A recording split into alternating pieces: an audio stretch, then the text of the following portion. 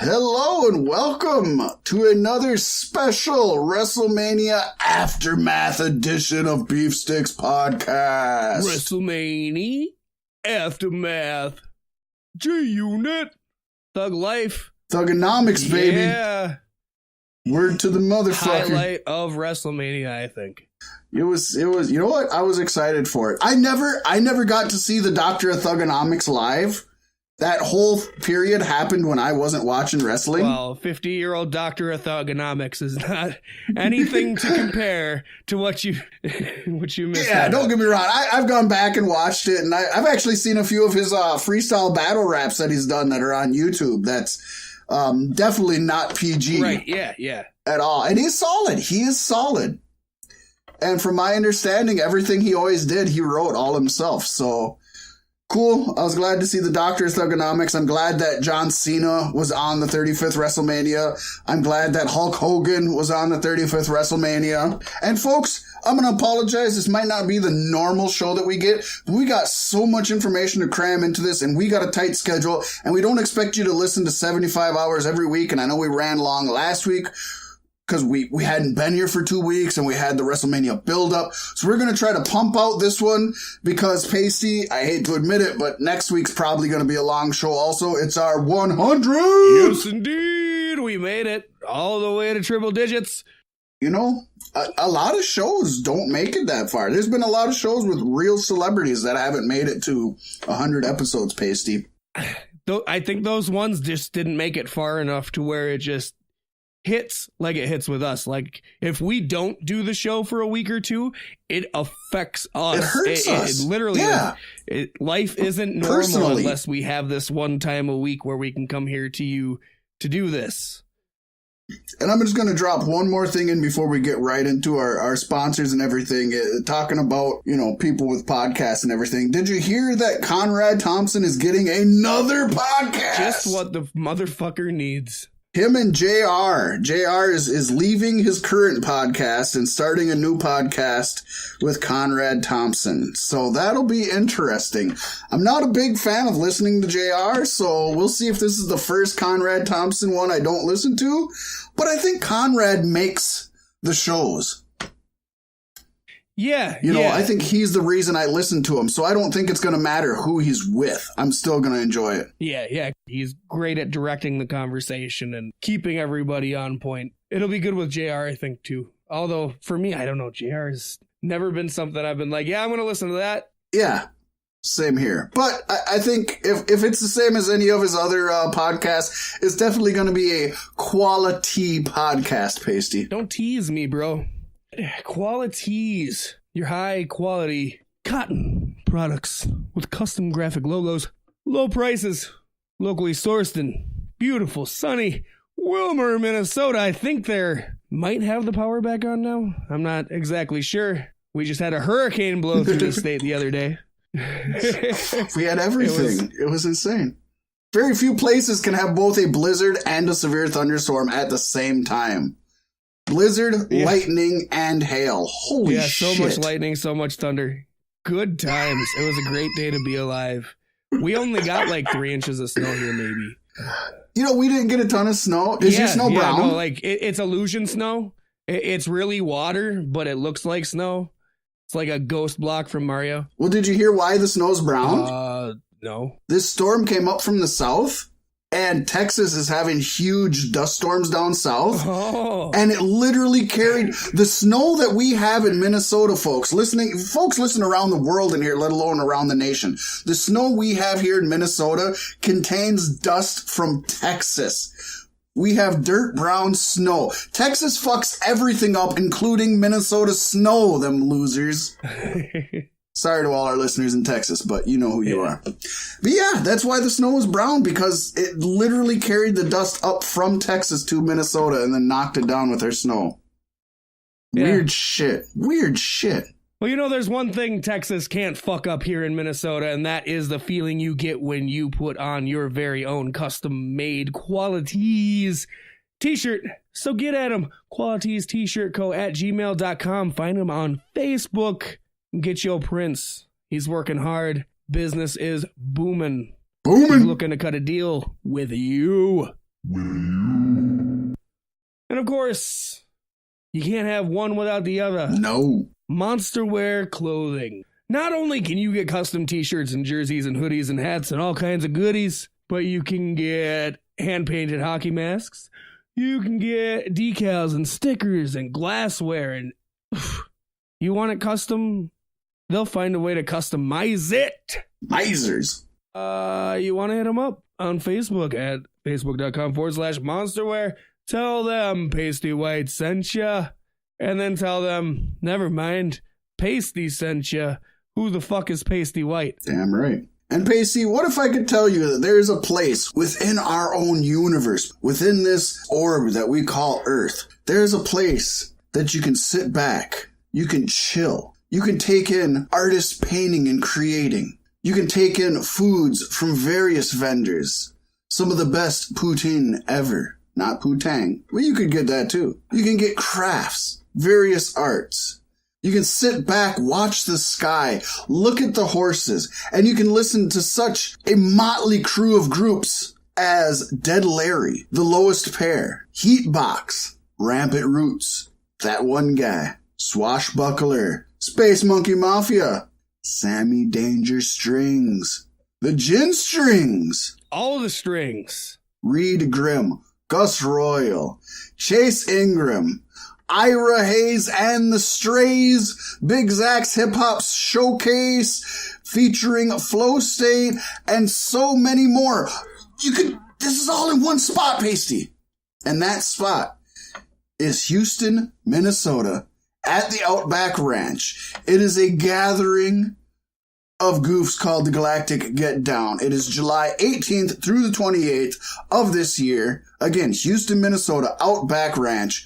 Folks, if you're interested in just losing yourself, or finding yourself, or maybe a little bit of both, make sure to check out the Galactic Get Down, Houston, Minnesota. Go to galacticgetdown.com for tickets.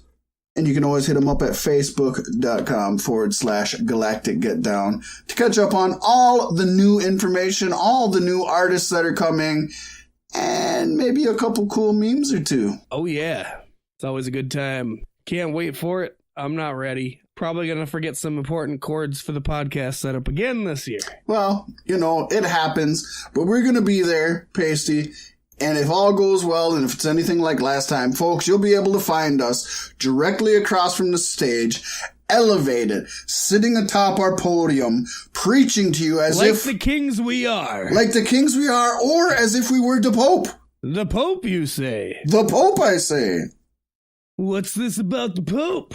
Well, I've heard that the Pope can drop some knowledge. Tell us about the Pope, Pasty. So this is from the man Elijah Burke himself. The Pope! Okay, so I've been hit up by several people in regards to Kofi winning the WWE title at WrestleMania, asking why many are saying he's the first black champion.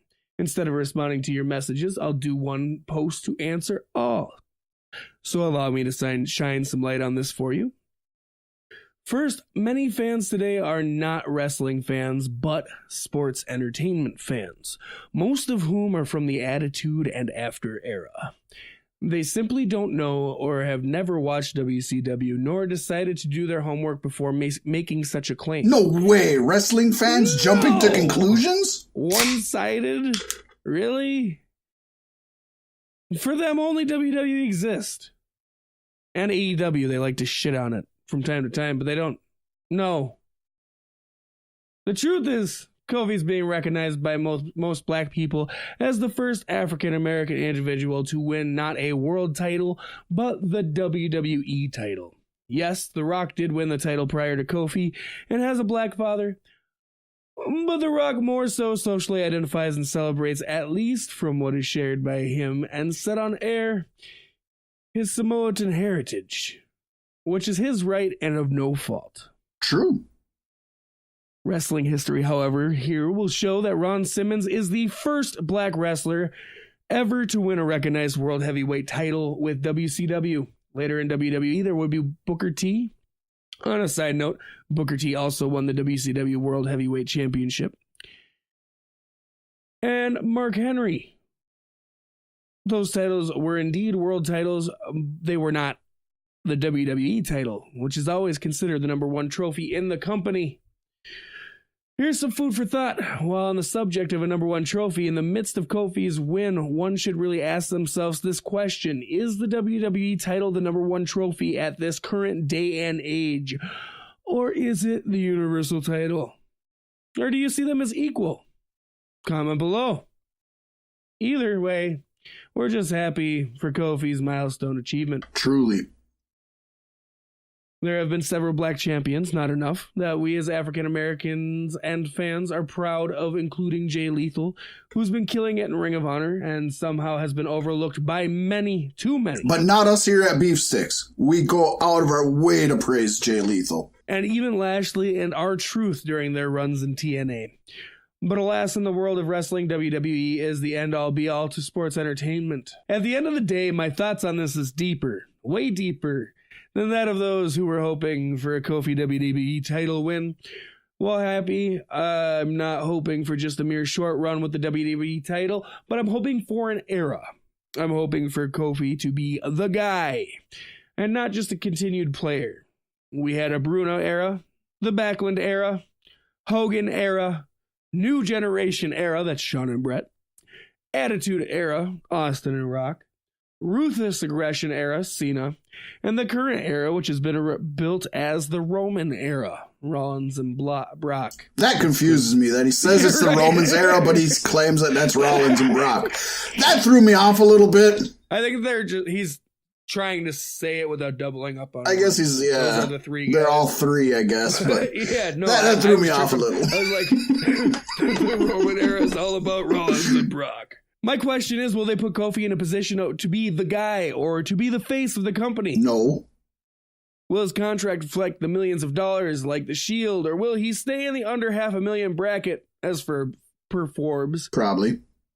Unlike the days of futures past, the guy was cherished, needed, and catered to in an effort to keep him happy, and of course from jumping ship to a rival promotion, namely WCW. In this day and age, WWE does not revolve around one guy in times past, as the machine is much bigger than any one character and will simply replace you if needed. Arguably, that is better for the company and wrestlers as a whole, but that's an arguable statement.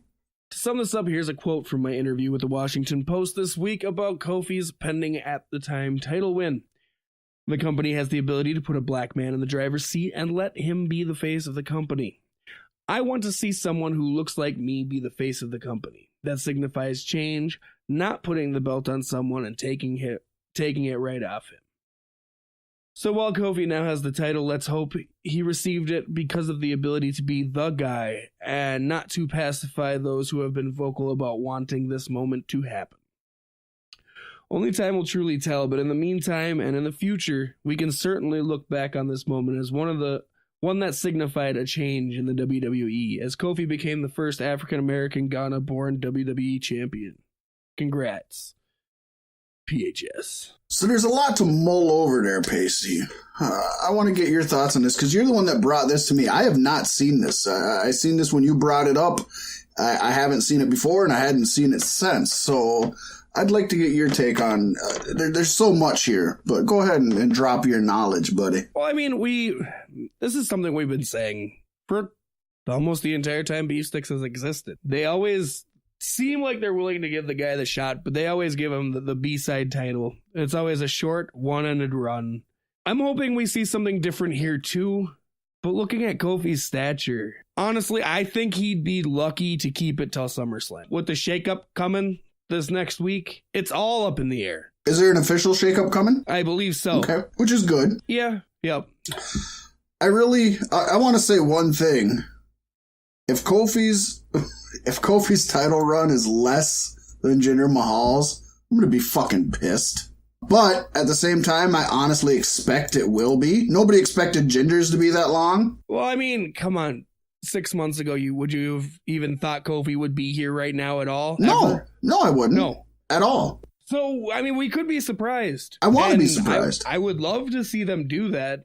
And I mean, on SmackDown with the WWE Championship, I think there's a chance Vince could let that ride, especially if it's good PR for the company. Right. I do want to say, anybody who's listened to this podcast religiously or often will know that I have echoed, or maybe I should say that the Pope echoed me in saying that I agree with what he said about The Rock. I'm not, as a human being, going to undermine his heritage in any way, shape, or form of any percentage. He is as much of whatever he is as he is, and that's his choice. In the professional wrestling world, he has always promoted his Samoan heritage, and, dare I say, his Samoan heritage is what has got him over and pushed him, not his black heritage. And that, even in Hollywood. Yeah. And that, to me, is why... Shaw. Look at Moana. No shit. No shit. So that is why, to me, I have never considered The Rock a black champion. I've considered him a Samoan champion. I always go back to Ron Simmons. I think Ron Simmons was a great champion. I think he should have been a champion in WWE. Has the quote-unquote N card. I don't think he's got that in his vocabulary. Vince has it. Yeah, but apparently. That's Vince. I don't think The Rock has it. Yeah, I guess I don't know. He's got the Oos card though. And yeah, as the Pope left out accidentally, but Pasty made sure to insert the note of Booker T was a WCW champion, so he also held the WCW World Heavyweight Championship multiple times. In fact, I believe he was a 3-time by the time he left WCW. At least 2-time, because that's where he started the two-time, which moved into the 5 times. So we can't forget that. Mark Henry, did Mark Henry ever win the actual heavyweight title, or was it the ECW heavyweight title? I think he had the WWE Championship. Okay, well... When he faked that retirement... It would have been the heavyweight title, not the WWE, but yeah. Well, yeah, you're right. Okay. Okay, I'll give him that. He can have that. But again, that was a cup of coffee. Mm-hmm. You know? So was Booker T's run, was just a cup of coffee. And he makes a good point. Booker T had more time as the king of the ring. Yeah, and he makes a good point. At that time, the WWE title was the bigger one, and they all won the heavyweight title. Kofi now won what is the WWE title. When it's a consolation prize. Yeah, is the Universal title considered bigger than it? Most people would say yes. The bottom line is we are all super happy and proud of Kofi Kingston, right? Yes. And it's just eyes are on the company to see where this goes from here. Hopefully they do the best with it. Hopefully they do the best for Kofi. And let's not...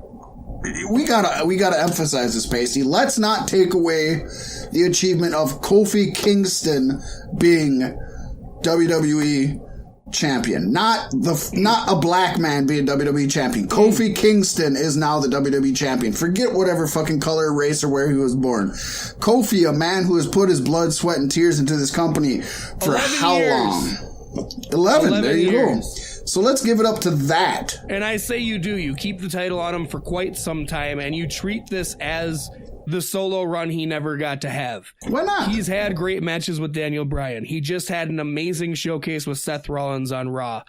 Let him have these dream matches that we never would have thought we'd see. It's a different world now. Show off what you got. Yeah, and he's got the Yes Movement Daniel Bryan role going for him 100% right now. Right. And I would dare say... I love how the stories flip the script, how Daniel Bryan became the heel and Kofi became Daniel Bryan. Right. And even in the match, they told that story.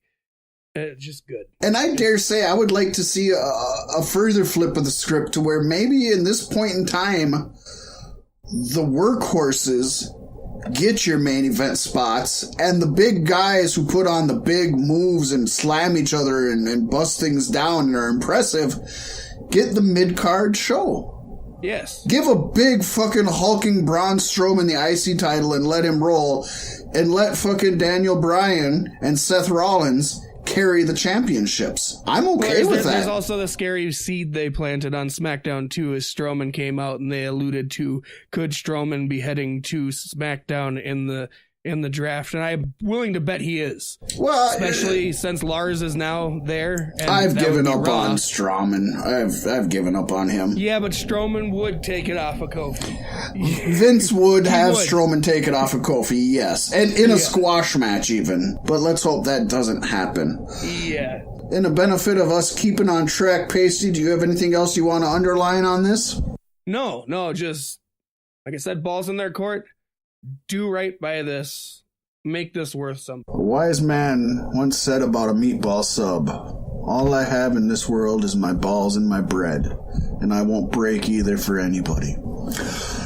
Moving on, we watched NXT Takeover this week, Pasty. Yes, we did. NXT Takeover New York, and damn if it doesn't just keep the tradition going. The last few takeovers have been kind of underwhelming, Pasty. Yeah, they have. We've talked about it here. I almost wonder after the fact if that was to make this one seem that much more special. I don't know, but they certainly put the WrestleMania weekend on lock with this one. They hit a fucking chord with this one. Knocked it out the box. Grand damn slam.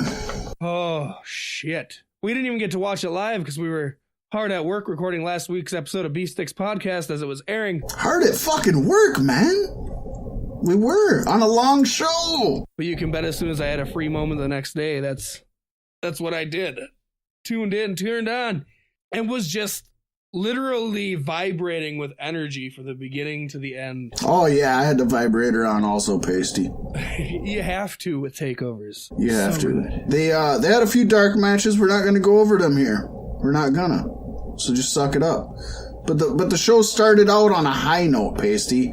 Yeah, possibly the best opening match in Takeover history. Possibly. It's a hard call. I'd have to go back and look at the books. You know, you can go back in time and you can say the best opening match in WrestleMania. Do you have one, Pasty? I know right off the bat what it is. I know it's one of the earlier ones, but Bret Hart versus Owen Hart.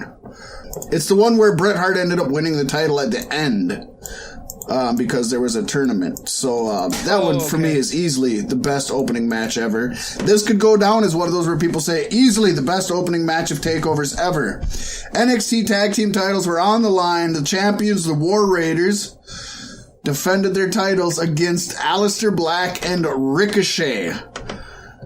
The fact that this match was so awesome when it was almost a given that the War Raiders were going to win, being as Aleister Black and Ricochet were already on the main roster. And had a match on WrestleMania. I was not expecting anything from this match. Knowing that they had to compete the following night, I turned it on. I'm like, oh God, this is the first match. Why is this the first match? And why would you blow yourself up on an NXT takeover when you know you're going to be on WrestleMania the next night? Exactly. I figured they'd play it safe. I figured it'd be a pretty quick kind of squash match on the Raiders' end. Aleister Black and Ricochet, dare I say, did better on this match than their Mania match. I mean, both matches were pretty good on their end. They're always a delight to watch. I hate that they're a tag team. I'll keep saying that. They're better single stars. Don't put fucking gold on them, ever. I don't want gold on them. I don't want this. Split them up at the fucking draft this week. Make me happy. Ricochet on SmackDown, Aleister on Raw. I think they both fit really well there. Honestly, I'd almost say throw Ricochet on Raw so he's swimming in shark-infested waters a little bit more. Aleister could easily be SmackDown champion. Yeah, oh yeah. Either way, I don't think you can go wrong. I mean, tell me you wouldn't love to see fucking some Aleister Black AJ Styles matches, Loke. Right. Oh fuck. God. Oof. I'm already excited. I got a chub. What do you think of this match? I mean, obviously, we've talked about Aleister Black and Ricochet. We haven't said shit about the old War Raiders. Well, I mean, they're fucking War Raiders. I love their takeover entrance. So cool. So cool with all the Spartan type drummers and shit. Uh-huh. That was badass. I loved it. Very awesome. And they're just so good. For big fucking burly dudes. They never let you down. No, anybody who's ever watched War Machine and Ring of Honor and seen them take on the likes of the Young Bucks or SoCal or some of them guys, might not be surprised at this match, but damn, they can keep up with anybody. You and I were talking before we started recording. Both teams took on the other's style. Flip the fucking script. I couldn't believe Ricochet lifting him up like that. That was super impressive. I know Ricochet is ripped for a small dude. Yeah. Holy shit. He's got ant genetics. Truly, just fucking nuts. The fact that, a lot of times you'll see a match where they're conflicting styles and one team starts working the other team's style so that they could have a good match together. Nope, they just completely flipped roles. Yeah, they one didn't work the other style. They both, War Raiders, I should say, were working a very high-flying, very flippy, very jumpy style, and Aleister Black and Ricochet were hitting power moves left and right. Now, don't get me wrong. War Raiders hit a lot of their signature power moves, and Black and Ricochet did do their high-flying stuff. I mean, they all got their signature moves in, but I think it wouldn't have been as special if it wouldn't have been like back and forth like that. Truly, you want their signature moves. That's what you pay for. You didn't pay to see NXT Takeover and not see Ricochet's fucking 630 or, the Black Mass or any of that. I mean, you want to see that shit. It was cool because, like, I sat there and I thought about it. Like, in the planning, they had to be... Like, they plotted out this very basic match of what these four men could do together. And then they were just like, all right, throw all these spots in the hat and start drawing. Right? And War Machine got about half of the fucking their moves up. Yeah, I loved it so much. It was a great opening for NXT TakeOver. And it set the pace. It set the bar so high. Yeah, definitely a better opening match than, at least in my opinion, definitely a better opening match than the Universal or the WrestleMania opening match. Yeah, very much so. But, and Pacey, you and I both scored a point on this. Yes. We both thought the War Raiders were going to win. Again, going into it, you kind of knew they were going to. I walked away from that match wondering how NXT TakeOver could possibly keep up. And the next match didn't really hold that up for me very well. But how many takeovers, Pacey, do you sit there and you say, oh shit, every single this one. match is the match of the night. And then you watch another match and it's like, oh shit, that's the match of the night. And then you watch another, oh shit. Sadly, as you said, Pacey, the second match for the NXT North American title was not match of the night. I want to know how long it's going to be till this format gets stale to us and it doesn't affect us so much anymore. It's going to happen, sadly. We get desensitized to everything. Yep. Everybody on NXT, at least everybody on this pay-per-view, is super talented and some of the best ever.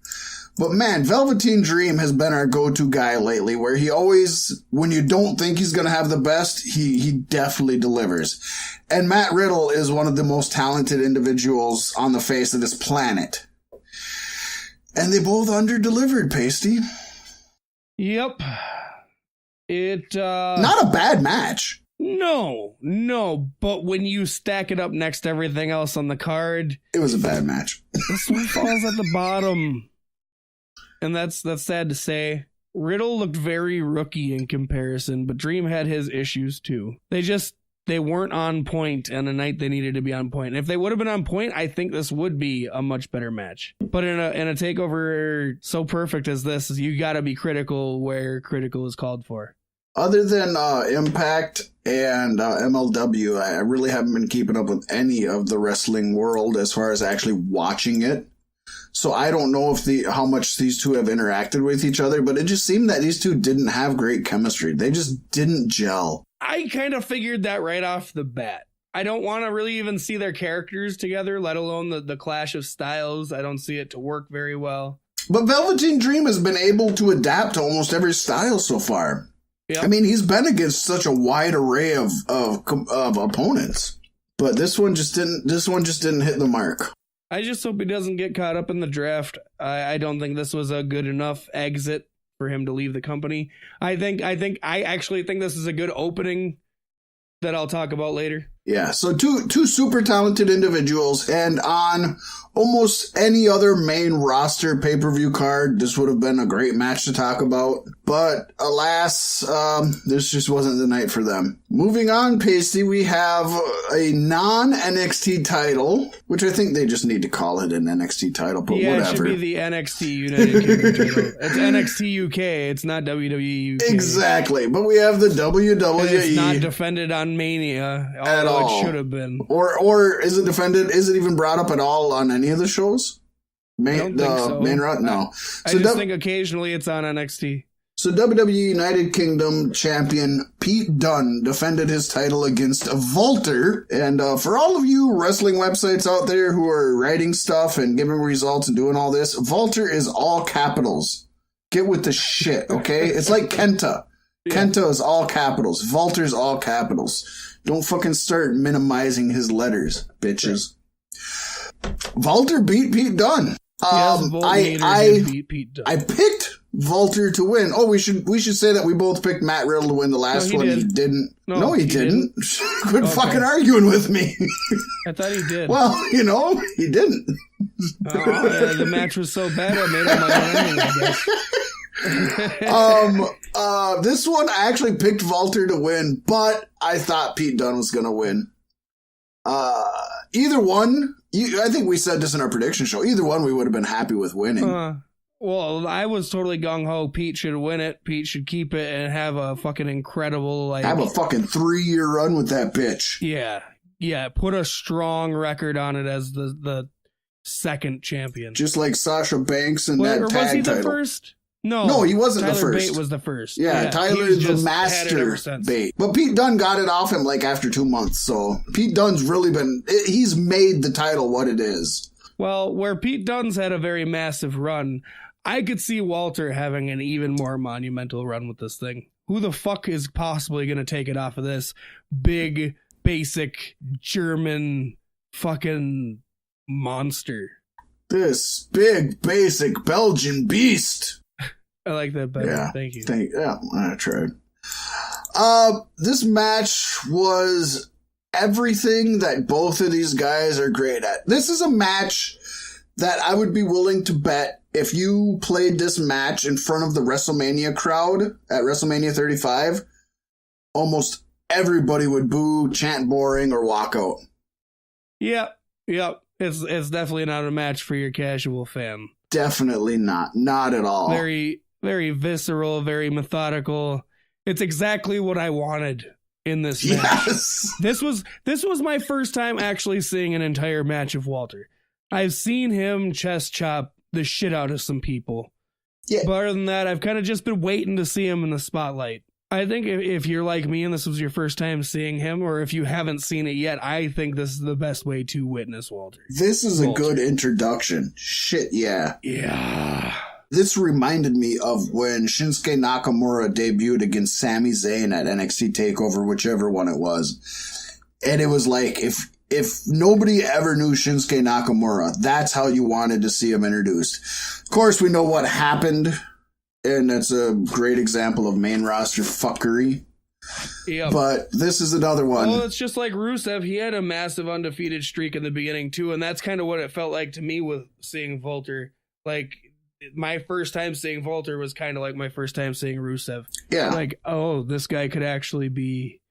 And when he gets called up to the main roster, Rusev's going to turn on Cesaro, and it's going to be Walter and Rusev as a team.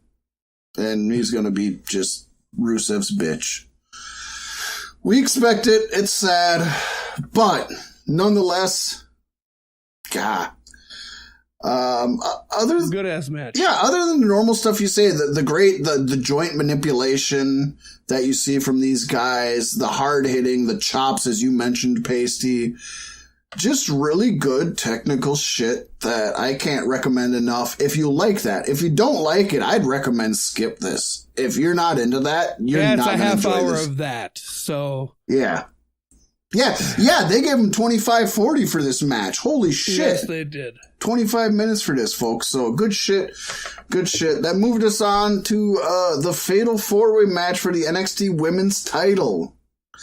The Ace of Spades, Shayna Baszler defended her title against the likes of Kairi Sane, Io Shirai, and my girl, the EST of NXT, Bianca Belair. This was a really good match. Fun! Fun is the word I use. Really good. Definitely a lot of fun.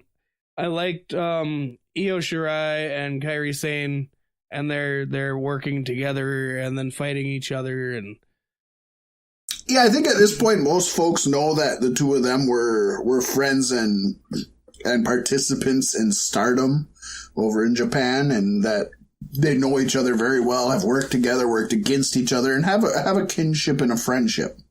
And this was a fatal four-way where, correct me if I'm wrong, but I believe there wasn't even any weapon usage. There was not, which I like, and that's going to get brought up later on also, Pasty. We all know that they say three-way, fatal four-way, and I don't know when that changed.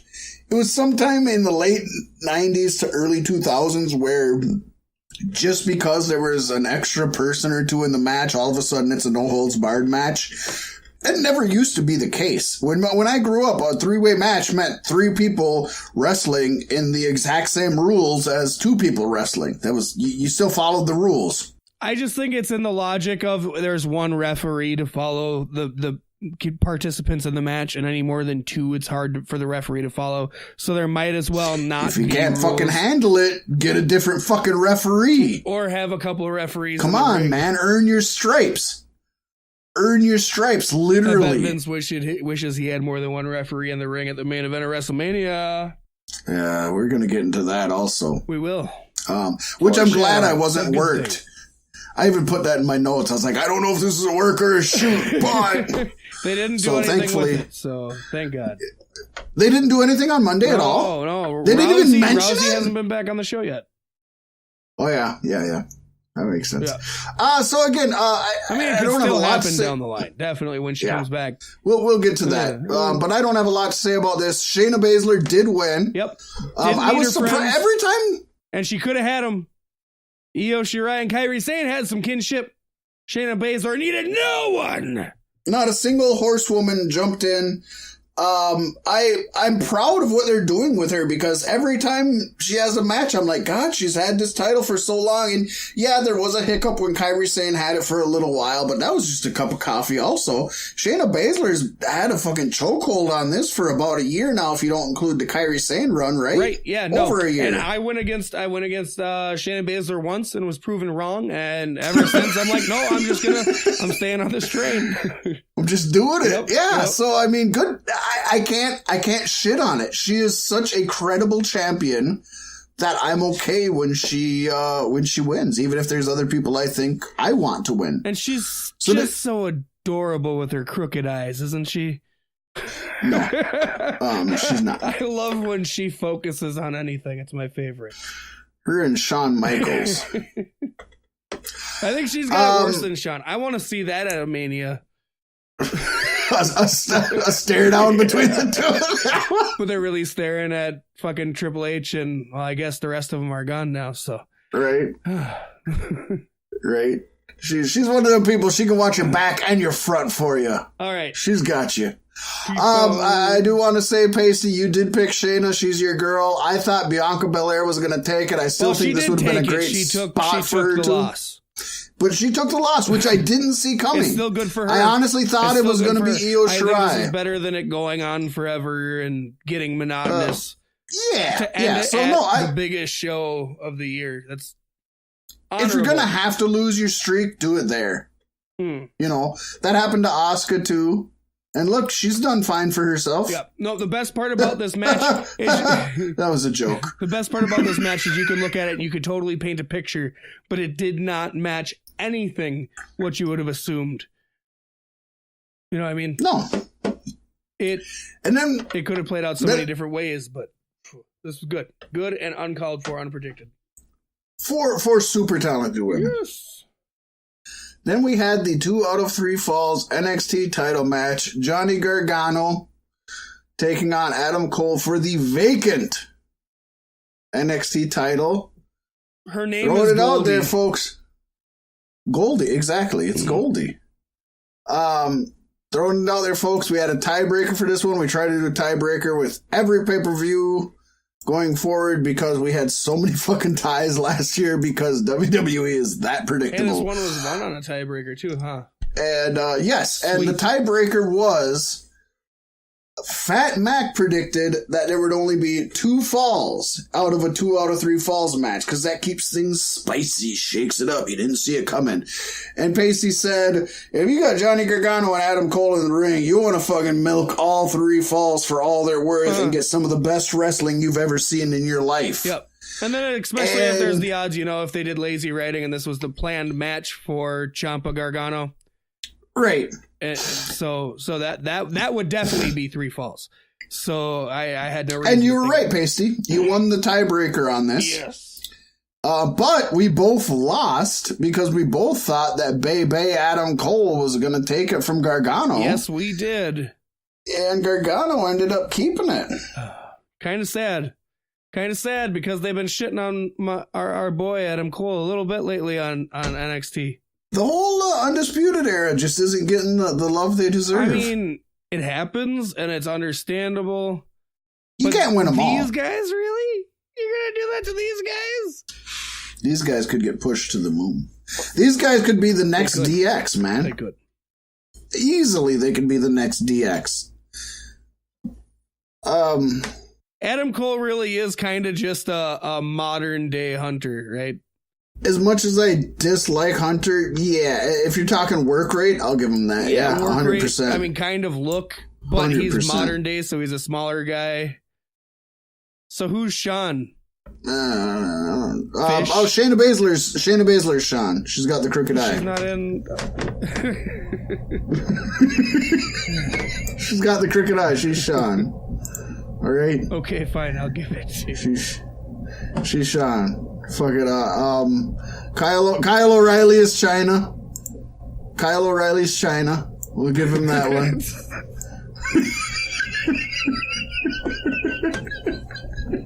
So is he fucking Bobby Fish then in a porn somewhere down the line? Then, yeah, probably. Bobby Fish is with a fake fucking with a fake Mean Gene. No, this match was just fucking strong. Roddy is he's the 6th of the group. He's rude. The X-Pac. Okay. Well, no. I guess. Fine. Yeah, we got to get moving, Pacey. Sure, we're crunching on time. It is fun. It's super fun. That could be a game. Making up new fucking. That might be a game in the future, folks. You stay tuned. We're gonna make new. We're gonna turn old factions into new factions, but in a funny way. No, this was an amazing match. Action. They didn't give you a super quick first fall, which was good. A lot of times they give you that really super quick one. You know what I mean? Go ahead, no sell me. I'm no selling you. I'm trying to move it along. I told you I was gonna. I know. I told you I was gonna dick on you to keep the show moving. I already told you that before we started recording. Okay, so I'm dicking on you now. Okay. Not because it's not funny. It's good. I'm selling it, but I'm selling it inside. We're trying to move along. You're wasting fucking precious time right now, time Pasty. now, Fat Mack? That's what I'm telling you. Gargano won 2 to 1. The fucking show's over. It was a good match. Go out of your way to watch it. Fantastic. We can't do anything to sell it any more than the matches. So just go and watch it. The only downside is it didn't go an hour. Show's done. WrestleMania crown, Pacey. Wait. We didn't give the best match. What's the best match? War Raiders. Opening match is the best match. What's the show grade? I'm going to give it an A+. A+. When we go fast, we get really loud. So the quicker we're going to be, the louder we're going to get. Okay, guys? Hey, Mom, bring me down some Tostino pizza rolls. And I gave Takeover an A+. Mom, answer the phone. Mom. God, that's fucking old. Is that the Tourette's guy? Is it? It's just, I don't know, some kid at his computer doesn't want to get off his game and the phone's ringing. And his mom's at the store, guy? But he's yelling for like ever. Mom, answer the phone. Whatever happened to the Tourette's guy? Do you remember that or no? Or am I dating myself now? I remember plenty of Tourette's stuff. I'm dating myself here. WrestleMania crown, Pasty. Yes. Truly was a king among modern day WrestleManias, if I do say so myself. Yeah, you said it yourself, and nobody else said it. I watched it in 2 sittings. It would have been 3, except I was watching it with somebody else the second time around, so we fucking powered through it, baby. I watched it in 1 sitting like a real G. Yeah, and like a certified real loser. Thugger. And you can't teach that. Universal title match. Yeah, why? Brock Lesnar. Why'd this happen first? Allegedly, if you believe what's written online, it was not planned to be first, and in fact, it was put on so late in the game that when Hulk Hogan and Alexa Bliss came out to open the show and started doing their Hulk Hogan poses, and Paul Heyman came down to the ring to say, if Brock isn't main eventing, then he's gonna be on first. Both Hogan and Bliss did not know what was going on and were caught off guard. It totally looked like they were legit caught off guard. So honestly, that's kind of cool. I thought this was kind of cool for the pacing, being there was 3 massive top champion matches happening on the pay-per-view. Right. So that kind of made sense. Truly. One in the beginning, one in the middle, one at the end. It's very smart pacing. I agree with you. I hated this match, though. The match was not good, and Brock Lesnar can beat somebody in 2 minutes and 30 seconds. Brock Lesnar should not lose to anybody in 2 minutes and 30 seconds, unless it was Braun Strowman when they were actually pushing him. Do you remember a WrestleMania time when Vince McMahon banned the curb stomp because he didn't want Brock waiting around to take one? Well, he did that 3 times. Yep. And he waited. I am glad that it took 3 curb stomps to take him down. I think that's good. That's smart. Has it been 3 years since that event happened? That'd be funny. That would be funny. Yeah, no. This match was not good. No. Both men are much more talented Brock than this match kinda, led on. If this was the way it was and it wasn't planned to be this way, Brock is a sad little bitch when he has to give up the title. Could be. We got a handful of sad little bitches around WrestleMania, though. That'll be discussed. As seems like it. It kind of seems like it. I will say, though, Pasty, I put my money on Rollins. You put your money on Brock. I started this pay-per-view out in the lead. Yes, you did. And I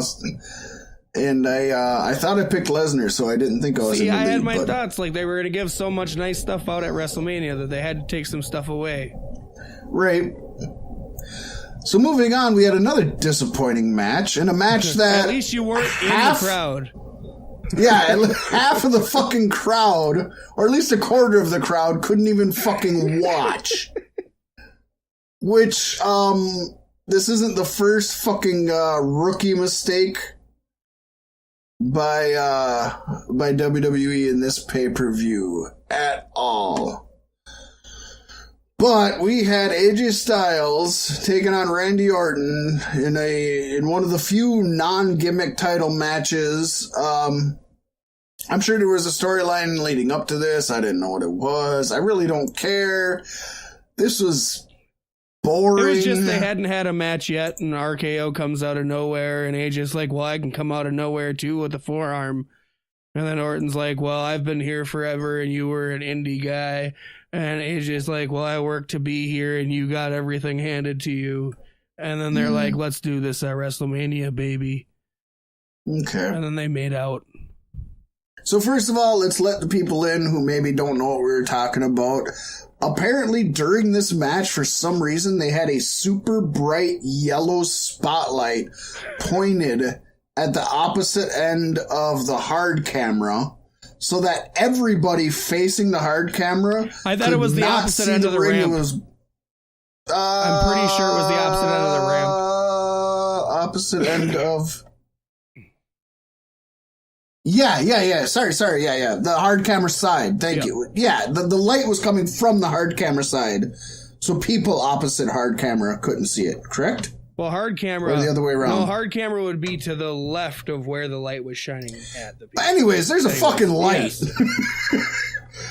A quarter of the folks were blinded by the light, and they did not take off like a douche No. In the middle of the night, as the song would say. No. And this, like, by the light. was it the whole match or 90% of the match? It was, from my understanding from both AJ and Randy Orton, it was about 3/4 of the match, if not more. Yeah, like a good chunk of the fucking Orton's match.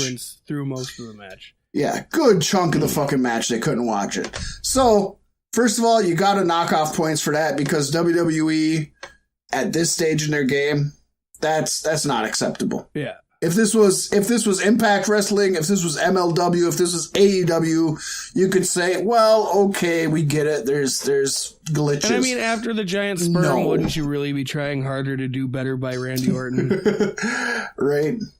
So, folks, to let you know, I kind of took notes during this show, so I'm going to read off my notes kept as we saying go. I should have taken notes. I should be taking notes. I did say for this one, not a bad match and actually good psychology. There wasn't really any missed spots, but for some reason I just couldn't get into it. And apparently I wasn't when alone. Styles called the RKO and like backed off of it, and Orton fell flat on his back. I liked that a lot. I did say that apparently I wasn't alone, because the crowd was dead other than booing Orton after the DDT.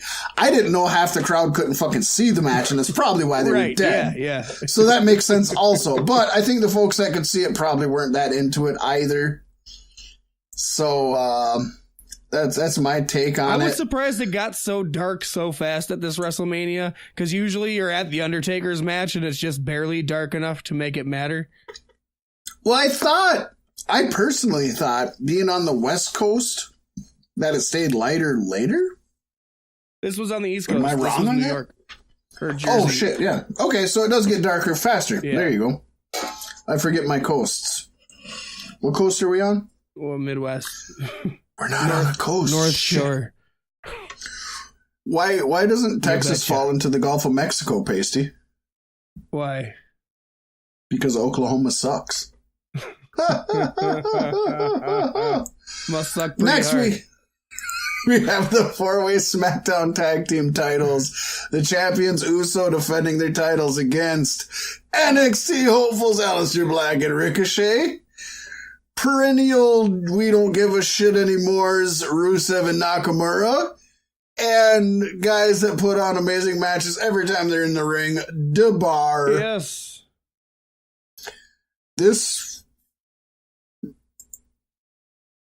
It was a match. It was a good match. It was good. It was an okay right now, match. thinking back on it, I don't remember any major highlights. The one thing I remember, and I remember this because I took notes, Pasty. It's a lesson to you. Yeah, I know. I put in here, loved the Cesaro swing plus the Sheamus. That forever swing was slam combo. Yeah. I don't remember what he calls it. It's the Belfast Bruiser or something. Beats of the Burrow. Yeah, the beats of the Burrow. Sure, we'll go with that. The Belfast beats of the Burrow. But yeah, Cesaro went on, and I even put here, I said lasted forever, but in a good way. Yeah. Yeah. But right after that, immediately after that, I put otherwise lacking. But honestly, it was a 4-way is difficult, right. let alone a tag 4-way. I did like how like there were very frequent. You didn't want to be near a corner because you'd get tagged out. Yeah, they normally don't play that so well. Not so much. You usually get you get the tag from your partner, and this one was everybody was trying to get in. I did have a note in here, though, that the Usos were basically a non-factor until the end, and they didn't look strong at all, even though they won. They kind of weren't in the match much at all. Well, spoiler alert, they lost the titles to Matt and Jeff Hardy on SmackDown. I did see something about that, so, yeah, I mean, that's cool. Very what? But then again, Usos just did an interview saying that was like their one last dream match that they wanted in WWE. It's the only team they haven't really fought that's there. You know what I mean? That, and nowadays they're the only team that gets arrested more than the Hardys. Right. So yeah. They really been taking pages out of their book. Ta-da! Followed in your shoes. I was really hoping for a better match out of them too, because my thought here is it's brothers and brothers, but the Usos are twins. Two brothers the Usos are in twins, a van. So they should be one page ahead. You know what I mean? They should be more on the level. The Usos should be more on the level than the Hardy Boys. Oh, maybe. But the Hardys are older, so they've been brothers longer. Twins they've been have brothers that link. longer. It's different than siblings. I don't know. It happened. That's not what we're talking about. We're talking about this, and it was a match, and it was pretty amusing. I love that Rusev said, "I am Rusev." We know. Yeah, we know that, dude. We know. It's cool. Next, we had a match that is going to be diversive in this Beef Sticks podcast. Yep. A Falls Count Anywhere match. Shane McMahon taking on The Miz. Shane McMahon beat The Miz. Yeah. I'm going to let you go first, Pacey, and then I will say my point, and I'll let you rebuttal, and then we'll move on. Okay. So I'm giving you 2 when I get 1. Well, I like this match. I think it's very refreshing seeing Miz in a face position, but in an enraged face position where he can still play heel stuff because it's karmically correct.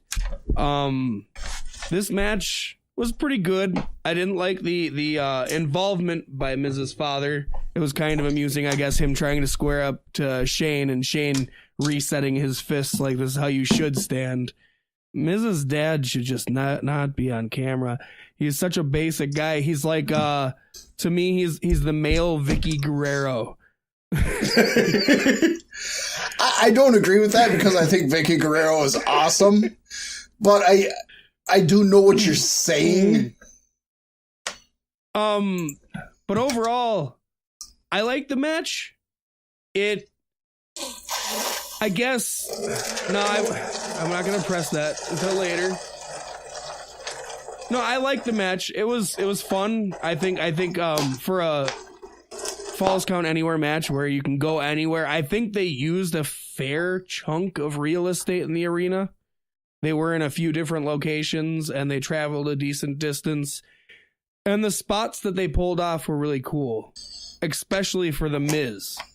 He never does matches like this. Shane, yeah, this is commonplace for him. But to see The Miz in this match, I think that is kind of what set it apart. And if anybody else was in the position, I probably wouldn't look at it in such high regard. But I like this. I like where this is going. And I think, I said this last week, but I think Miz could kind of step up and be the Cena of this era.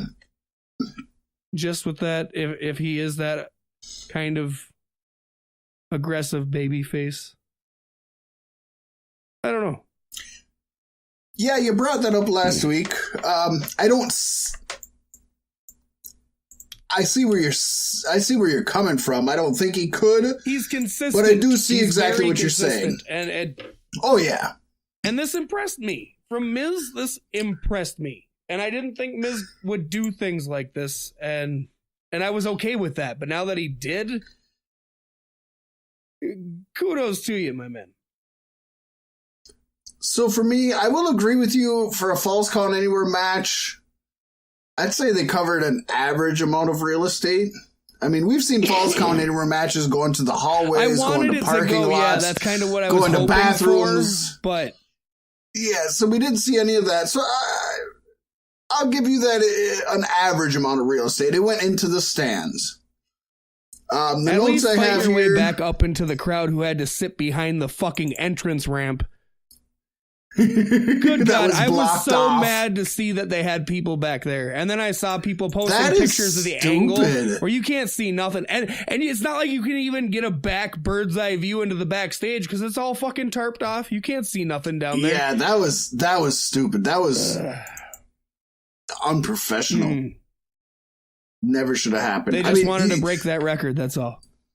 Before we started recording, I even said I thought that giant Tron screen was awesome, but the fact that it blocked that many people from seeing the show is not awesome. You just shouldn't have had those fucking people back there. You should have never made those No, seats that available. should have all been blocked off, 100%. It should have been just a production. So what I gotta say, I thought this match was slow. I thought this match was boring, especially for a Falls Count Anywhere match. I get it's a Miz match.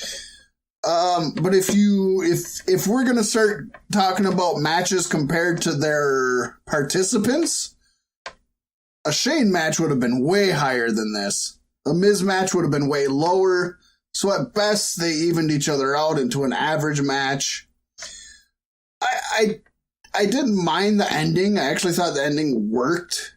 I did really like the golf cart spot where he back body dropped him over the railing onto the top of the golf cart. And then bounced off onto the ground. Yeah, just because it was fun and different, and I like that. It was kind of ruined for me seeing that there is like plastic floor underneath the matting and stuff around. Like it's all like screwed together with plastic screws and shit. So it's all much more cushy than it normally is. Yeah. Oh, and it should be. Yeah, I mean, that's. Okay I guess you have to do that when you're Shane in a and stadium. Miz, I'm okay with it because otherwise you're just on grass. If this was Jimmy Havoc and Sami Callihan, I'd have said fuck no. Yeah, right. Which, by the way, I didn't even put this in my notes. I don't know. Did you see the Sami Callihan, Jimmy Havoc Monsters Ball match? No, I don't think so. So after watching that match where they were literally stapling pieces of paper to each other. I've seen that, but I don't know if it was that match. And literally fucking dumping salt into open wounds and shit. This really lacked. And don't get me wrong, I don't expect WWE to do that. I did see that match. But again, come on, do something. My very last note of this match, Pasty, says, sort of lazy for a falls count anywhere match. Other than the end. And I agree with that. I think there was nothing to this match other than the end and the one golf cart spot. And I didn't like it at all. That's just my opinion. I'll give you a chance to rebuttal and we'll just move on. I won't even argue after that. Well, my whole rebuttal is that it's a Miz match. You don't see that very often. And I just feel like this opens up a whole new venue for Miz to develop this character in the future. I don't know. It probably wasn't. It's not the best match on the card. I maybe had that illusion at a moment in time, but that was while I was watching it, and at the time it was probably the best match on the card.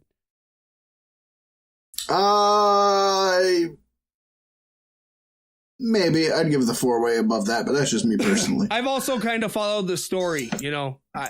Watching the weekly shows, I have a little bit more of investment into what's going on. And speaking of 4-way tag matches, Pasty, up next we have the 4-way WWE Women's Tag Team Titles match. Woo!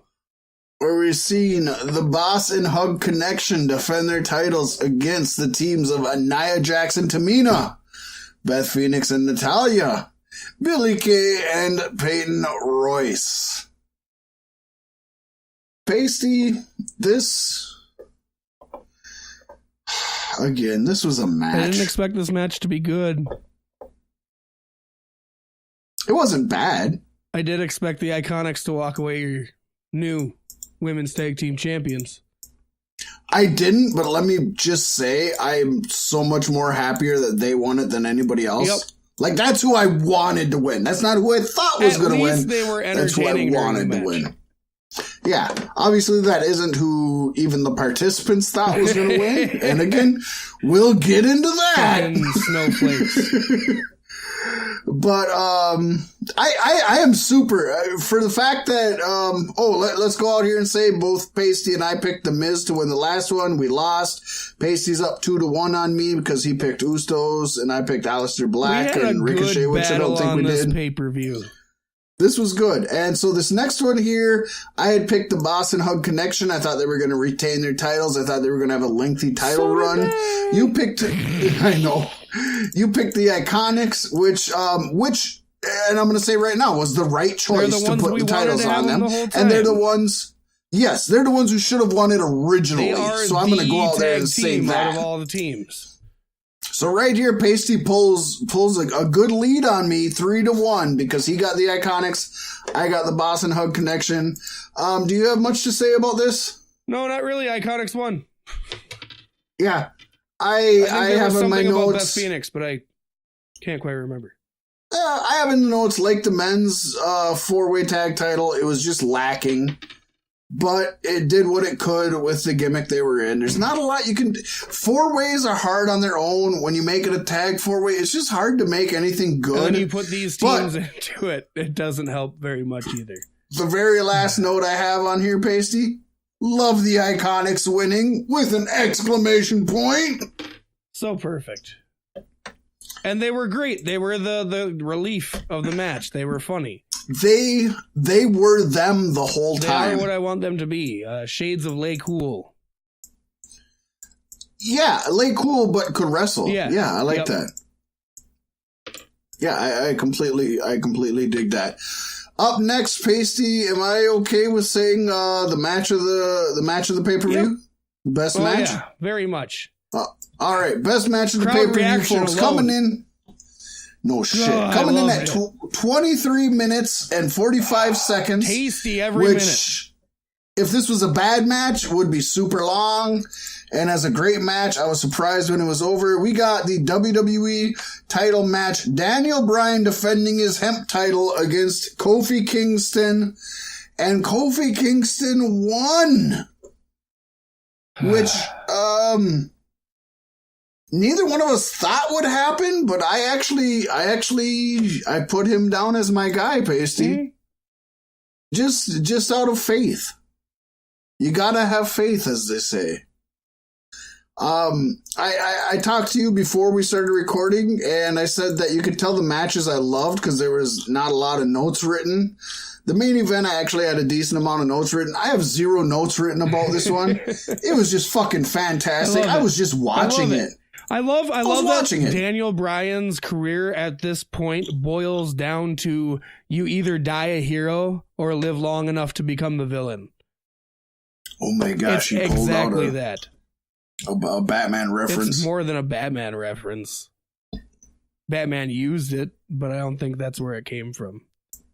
That is where it came from that movie, The Dark Knight. Or no, from the third one, the Bane movie. No, because I swear I heard it before that movie. You didn't, Pasty, but that's not what we're here to fucking argue about. It's an adage. I just think it's an old adage. It's not. It never fucking happened before that movie. Give that motherfucker Christopher Nolan a little bit of fucking credit, okay? No, I won't. God damn it. But let's talk about the match, Pasty. God damn, it was fucking amazing. Okay, so we had a lot of holds. Yes. We had very little aerial, which was surprising. Well, Daniel Bryan is playing heel, and so he's playing heel. He's not doing those things. Well, yeah, but even from Kofi Kingston, we didn't get as much as I thought we would get. We didn't get any interference from the New Day. Nope. Which was perfect. You couldn't... No interference would have been okay. Right. You had to have Kofi Kingston fucking win this one. This was the feel-good WrestleMania moment that I don't think we've had in a long time. Since like Daniel Bryan went through this exact thing with Triple H. Yeah! It's a carbon copy match of him and Triple H from 4 years ago. Except for the fact that, better. Daniel Bryan isn't Triple H. He wasn't thrust upon us without us wanting him, and a B+ superstar, he can work. And he flipped the script on him, and that's perfect. That's the best way to do it. I love that. Here. I'm pretty sure Triple H said that to him in their match. Yep, 100%. So it's so satisfying, so heartwarming. No, just that story, the whole story of Daniel Bryan becoming everything that he hated, and he hasn't even realized it yet. Like waiting for that kind of shit to happen. But I'm hoping he just goes out heel. This match right here, Pasty, was hot cocoa with tiny little marshmallows in it on a snowy winter day while you're looking outside and you're looking at both Cardinals and Blue Jays at the same time. That's what this match was. I'm so happy you got that from this feud because I've been waiting for this for you. I did. 100%. That's what I got. I got internal peace from this match. Truly. That's not me like fucking... This isn't hyperbole. This is not hyperbole. This is me saying I had inner peace watching this match. And this is what pro wrestling can do, and this is what WWE so rarely does. And when people call me a WWE hater, when I watch things like New Japan and Impact and MLW and even NXT, and they say, you're just a hater and shit. It's a match like this that it's hard to describe how you can just get inner peace from watching something. Not everybody can. Some person can watch this match and just think it's boring or stupid and just turn away and walk away, but then something else, looking at a painting or building a model airplane or something, or rebuilding an engine, gives them inner peace. This gives me inner peace. I truly felt at one with the universe during this match. While Kofi's stomping Daniel Bryan's head into the ground, you're reaching maximum Nirvana. I was at Nirvana. I mean, whether that's fucking creepy or not, and it may be, but truly I was. This is what I live for. God, this how is did why you feel for Bryan when he's getting his head stomped in? I was so sad. I'm like, why? I know he does this to people now, and he's getting his comeuppance, but why would you do this? He's a fragile little baby boy. This match is why I do this podcast, Pasty. It's so good. I don't do this fucking match. Can get things like this so right and get so much wrong. Oh. The problem is it's the numbers game. It's like me at a bar. I'll go up and talk to 7 women, and I'll go home and fuck 1. But if I were to go out and know I could only talk to 1 woman, I'd probably go home with that 1 woman and fuck her. Well, I was thinking you were going to say 7 women. since I know that there's 7 women, I'll go out and hit on 7 of them and just fuck 1. And that's WWE. They're like, oh, look at all these matches we can have. Let's just throw them together. I mean, more matches, make one more great. more matches. Yeah, why not? Just fucking Next do it. Next year, WrestleMania will be 2 days. It's coming. It's going to be a weekend event in itself soon. This should, and I'm going to double underline should, become a WrestleMania Classic match, and I hope it does. It's going to in my library. I go back and watch what I want to. We'll see. We'll see how that goes. Speaking of eras, that's a weird transition. United States title match. Yeah, it was a very short era. This match. Samoa Joe defended his title against Rey Mysterio in a match I literally missed. I didn't think happened, Pasty. I didn't know this match happened. I didn't think it happened. I thought it was gone.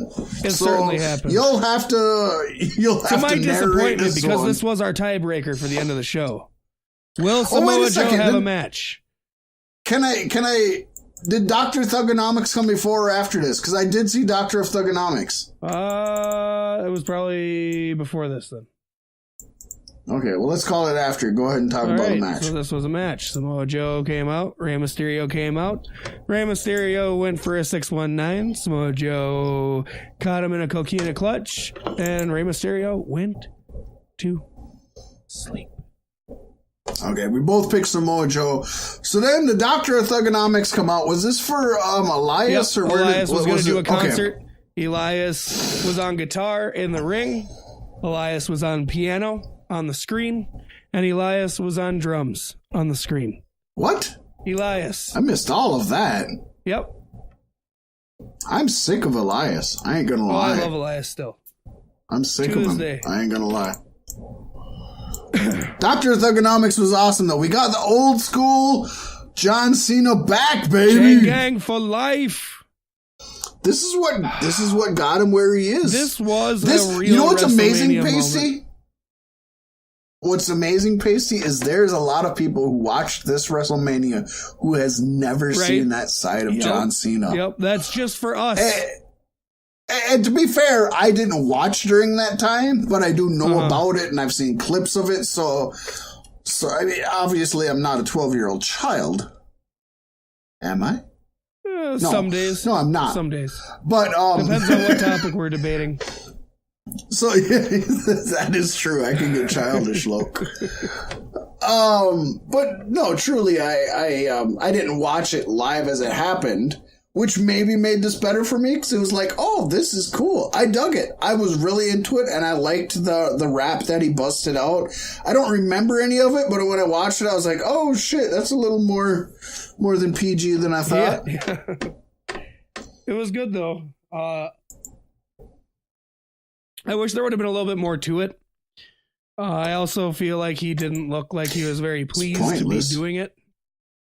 He called it the FU. I did mark out for that. I marked out for that. Because there's a lot of kids that don't even know what the fuck the FU is. Let alone the STFU.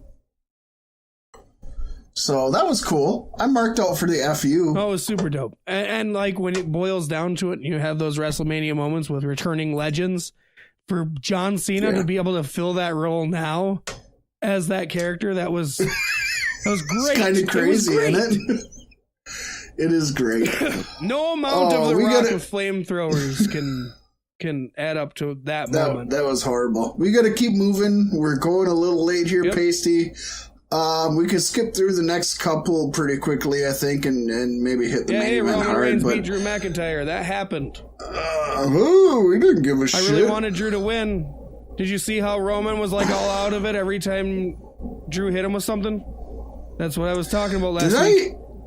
I literally didn't even put that in my notes. I completely didn't put Roman Reigns, Drew McIntyre in my notes. I skipped right over that. Okay, so that's the kind of match you got. 10 minutes, 10 seconds. Exactly. It was stupid. Up next, we had probably... Drew won. Yeah. Oh, 100%. Worst match on the card comes up worst next. Worst match of the... Okay, thank you. I was going to ask you if this was the worst match. The worst match... Okay, so I want to say my notes first, and I'm going to let you do your thing because I just have to say my notes. Ahead. Batista versus Triple H in a if Triple H loses, he'd retire match.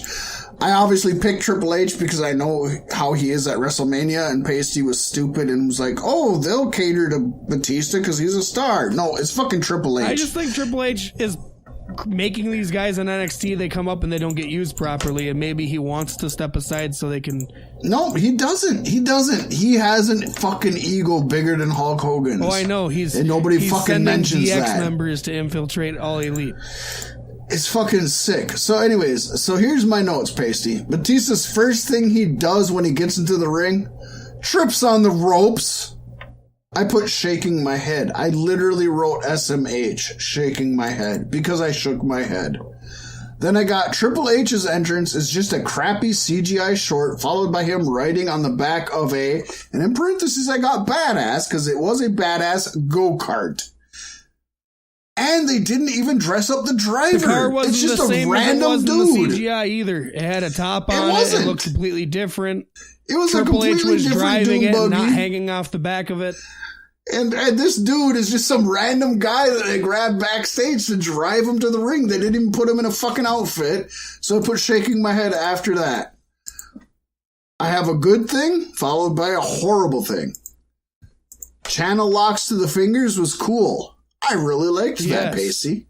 I liked he took the channel locks out and he started fucking raking on the fingers. That was awesome.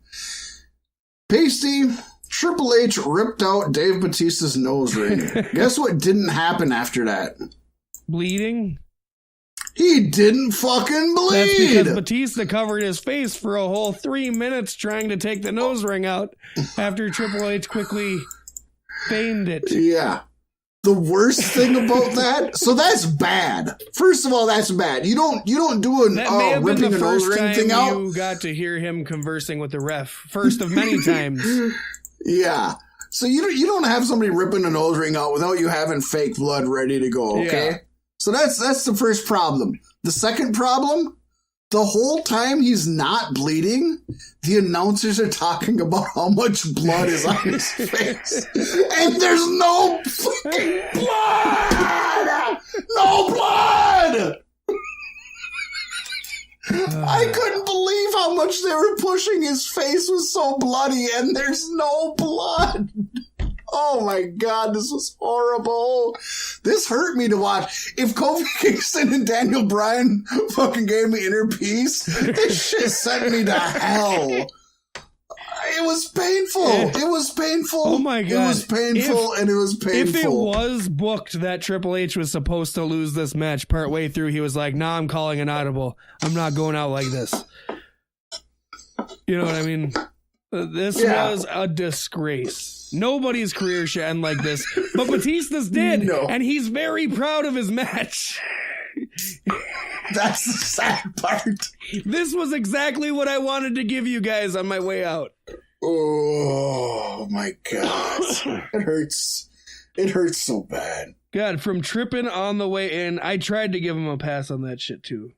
I was like, okay, that shit happens. And then he walked around and slowly got in and called attention to it. I'm like, okay, you're a fucking pimp. Don't let me down again. He's like, oh, I will. Hold my beer. But who walked out a winner in this match, Pasty? Triple H, because of fucking Ric Flair. It all plays back to the first move in the fucking game. Because Batista attacked Flair to get Triple H's attention. Okay, Triple H won the match, but the person that walks out a winner in this match is Titus O'Neil. Because this motherfucker no longer has the most embarrassing fucking entrance at a pay-per-view. He may People still, are going to say... But he's always going to be compared to Batista now. Yeah, they're all gonna say, Batista fucking tripped walking in the ropes, you son of a bitch.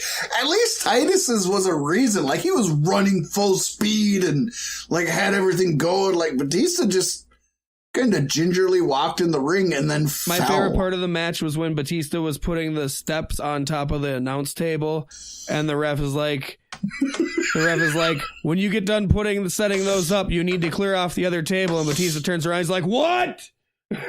I know, the ref repeated himself, and Batista's still clueless as to what he's supposed to do, so the ref goes and cleans off the table. Yeah, Batista was really off his game on this one. Just blown up beyond belief. Oh, in the first minute! You could tell he was like, holy shit, this is a lot harder than I remember it being. This isn't any fucking Guardians of the Galaxy. Shit, I tell you. CGI everything. What? No, we said we were going to CGI the entrance. Where's Rocket and Groot? I need Rocket and Groot. Maybe if I stand really still, they won't be able to see me. That's what he... I swear that motherfucker tried to snap his fingers. I swear he tried to snap his fingers. I love how positive he is about it in the aftermath. Oh, you know what? He's a the best part of the match was getting to see Batista's entrance with pyro. That was good. That was the whole good. reason they invested in Pyro for Mania. They're like, we can't have him come out and do the gun thing to nothing without we'll it. Just CGI all right,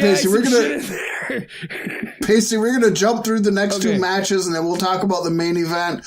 We had Angle's farewell match against Baron Corbin. That was pretty fucking awful. Angle no-sold it 2 seconds after Corbin ran. Corbin's like, yeah, I won. And then Angle's like, hey, guys, I lost the match, and I love you. And can you please give me those sweet words? I was hoping he should have passed "You Suck" onto Corbin as a curse, because you can chant "You Suck" to Corbin's theme song. You can. I did it.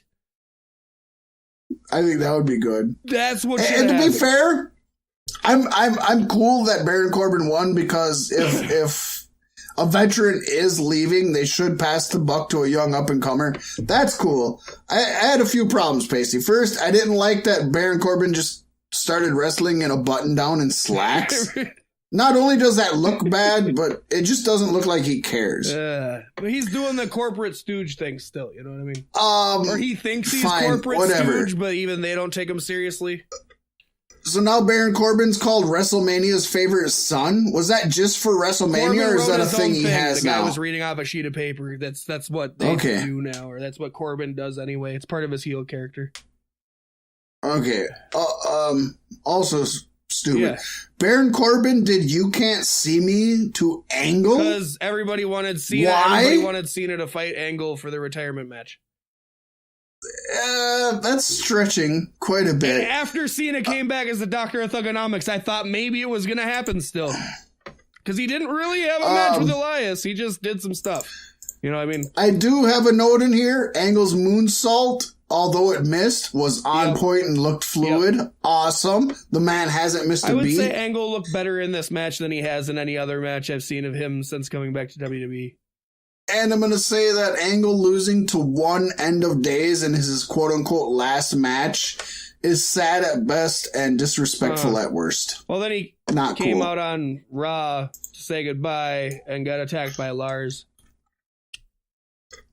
Yeah, it was barely 5 minutes. I don't think he's gone, personally. That's why I said quote-unquote last match. On Raw, they said from in-ring, so you'll probably still see him doing stuff, but he won't compete.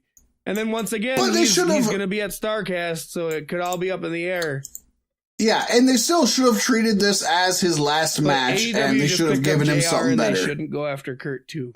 You don't need a bunch of geriatric dudes. And I'm not saying Kurt's that old, but Kurt is beyond his usage date. He's injured. He's injured. And next up, we had the IC title match. We had the Demon Finn Balor defeated Bobby Lashley. We all knew he was going to win because he was the Demon. Demon Balor. This brought you and I to 6-6. We both are tied now. 6-6 with the Demon. That's another 6. I know, right? So my notes here, Pasty, and I'll let you jot on. Finn Balor's entrance was fun, but either too much smoke or bad at camera angles screwed up the beginning. You couldn't see him at all. I also put down, you and I differ on this, but I literally wrote it like this, so I'm going to speak it in the words of Kathy Bates. Contacts are the devil, Bobby Lashley. He looked fucking stupid in those contacts. Take him out, you dumb motherfucker. I did put awesome spear through the ropes to the outside and a nice power bomb to Lashley.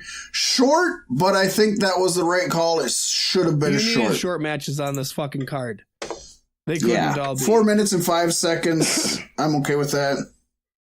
Go ahead, Pasty. I like the contacts. Ever since Hobson really came onto the scene, you know, he's African-American dude with white contacts. I like that because it's striking and it stands out. And his yellow contacts, I think, really stood out, made him look a little bit more intense. I wish they would have put a story behind it at least. Yeah. I mean, you can drop the mental story of, you know... Whoa, today he has yellow eyes. Yesterday he didn't, and tomorrow he won't. But today... Well, Balor wore paint. Yesterday he didn't, and tomorrow he won't. But he told you weeks in advance he was going to, correct? So you wish Lashley would have said, at WrestleMania, I'm going to wear yellow eyes. At WrestleMania, Bobby Lashley is going to become the boogeyman. If he would have just fucking done that, you know, I'm the Lasher. Can we get that on a Halloween episode? Can we see Bobby Lashley as the boogeyman? We can. Will we? No, but we can. There a Patreon I can donate to see that happen? Nope. What else you got on this one? It happened. Balor won. Okay. New champion. We all knew Finn Balor was going to win. Yep. That's cool. He deserves it. I like him as IC champion. They're never going to give him the belt back, the main belt back again. So cool. Main event. Oh, this did not disappoint, Pasty. No. Other than I have a note here of way too long a shot of Charlotte riding an helicopter. Don't know what that was about. Stupid. And then the band performance right after that, it was very drawn out. You didn't like it. I liked it. It was, I mean...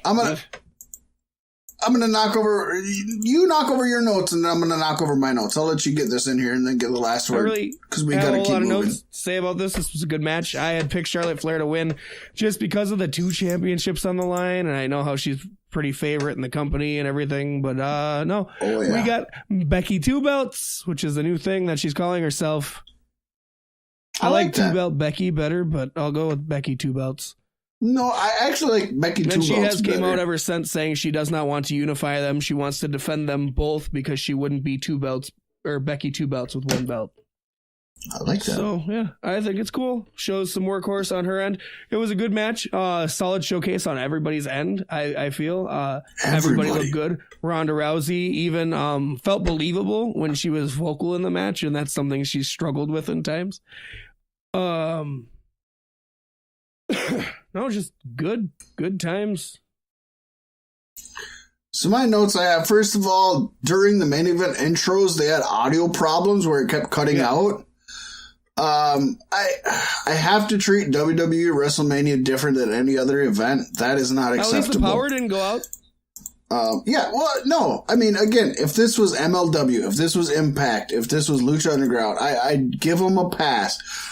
WWE WrestleMania, you don't fuck up the intros of the main event. Somebody fucked up there. That was amateur. I loved Joan Jett and the Blackhearts live. Even if it wasn't their greatest, I mean, even if it wasn't the best rendition of that song, I felt it really hyped everything up. Ronda came out looking like she belonged in the WrestleMania main event. She just fucking owned it. Like, I believed every step she took.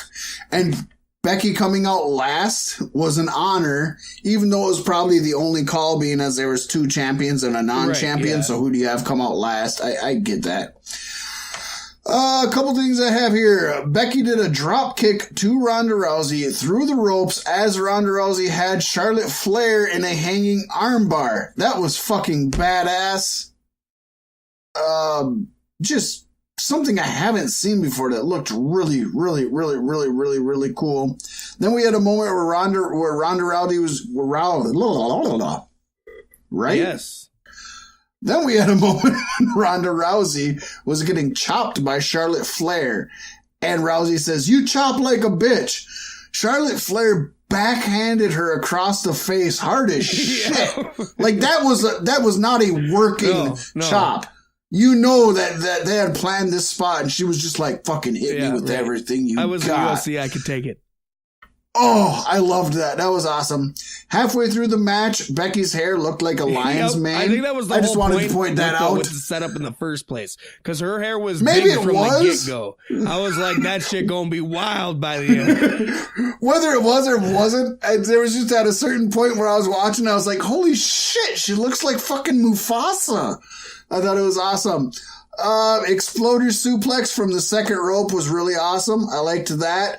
They did a double triangle spot to where Ronda Rousey had both Becky Lynch and Charlotte Flair in a triangle. Yeah. And then they ended up doing a power bomb 3 times before she let go.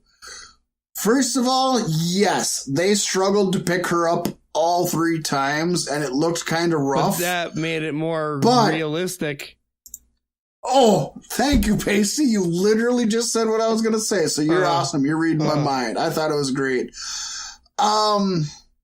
The top turnbuckle disarm her, I think would have been a great place for them to have had Becky Lynch win. I think it would have been a better spot than where they had her win. I didn't like the finish so much.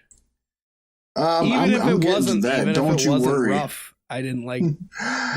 We seen a top rope Spanish fly from Charlotte Flair. Yeah, we seen the top rope Spanish fly from Charlotte Flair to Becky Lynch, and that was on Super Point. Loved it. You can't tell she's dating a Mexican guy and been training in AAA gyms and shit. Right. Ronda Rousey's leg got fucked up somehow, and it was bleeding everywhere. I don't know what the fuck happened. Apparently she broke her hand in the match too. Well, that didn't make her leg bleed. No. Glad to see there was a little bit of blood on Mania. Right? I brought this up a little earlier. I said I was going to bring this up. I was not happy to see them bring gimmicks into the match. Was it Ronda or Becky that had the fucking welt across her back, like right off the fucking bat? Becky. What from? Yeah. I missed what caused that. I think it was from just getting thrown into the shit, like getting thrown into shit. That was some impressive welting. Because they didn't bring anything out until the table. Yeah. And they brought the table out. I was not happy about the table. And what I said was, I literally wrote this. Bitches.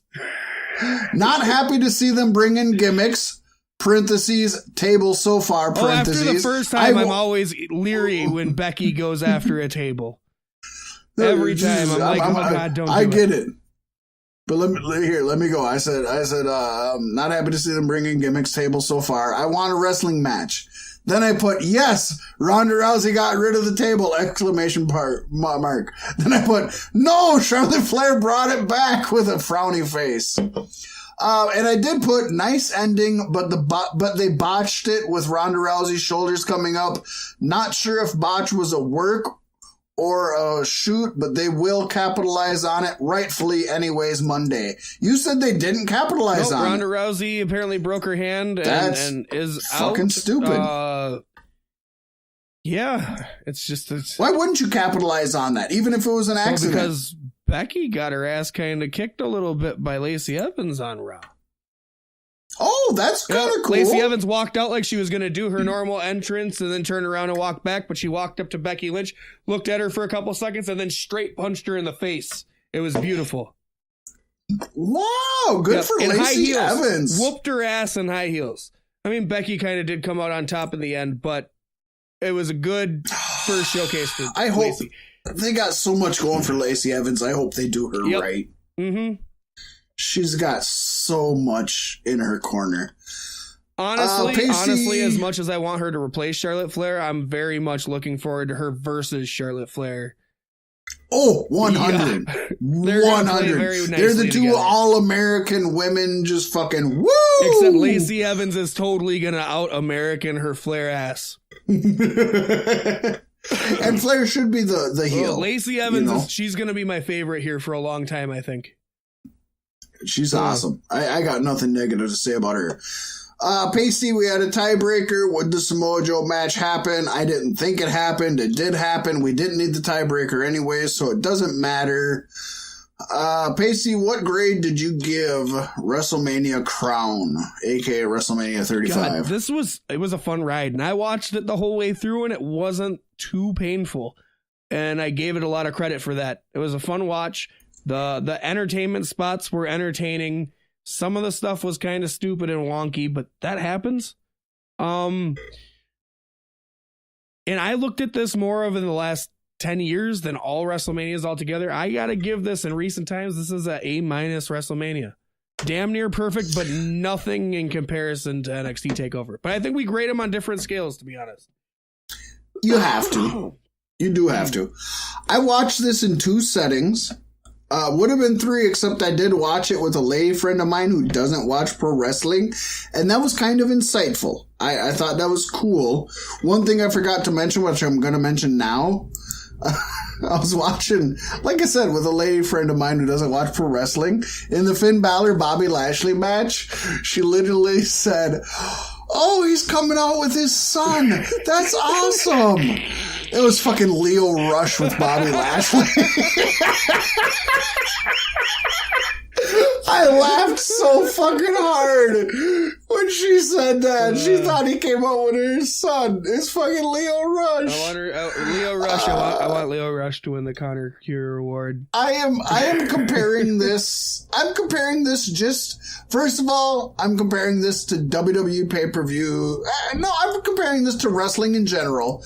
But I'm gonna give it a stricter condemnation because it's WrestleMania, and I feel they have built up that WrestleMania should be better than anything else. With that being said, I only really liked 2 of the matches. Had a few okay matches, had a lot of matches I didn't like. I'm giving it a C-, Pasty.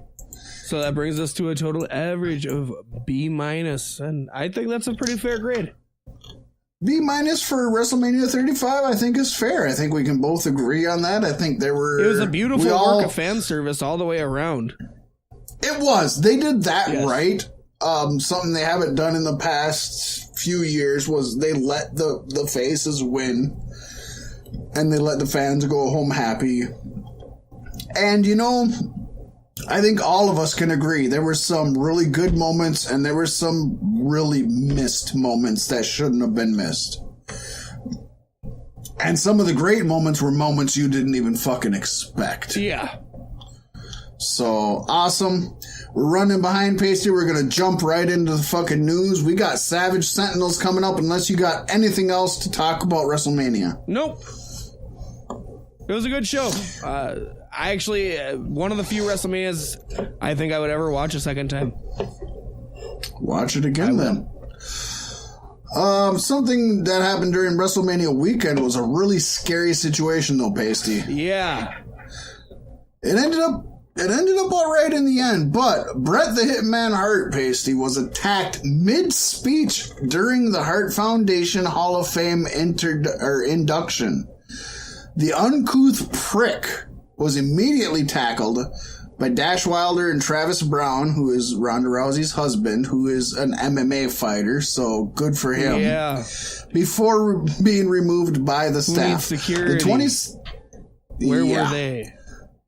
The 26-year-old asshole from Lincoln, Nebraska who attacked Hart has been released from jail on $1,500 bail, should be more, and is set to return to court yesterday as of when you are hearing this. So we're not sure what happened as we record slightly earlier than when it's released. At the arraignment, prosecutors revealed the shithead told police that he felt, quote, it was the right moment, unquote, to attack Hart. And you let him out on bail. What the fuck that means? We don't know. That sounds like psychosis to me. You lock his bitch ass up.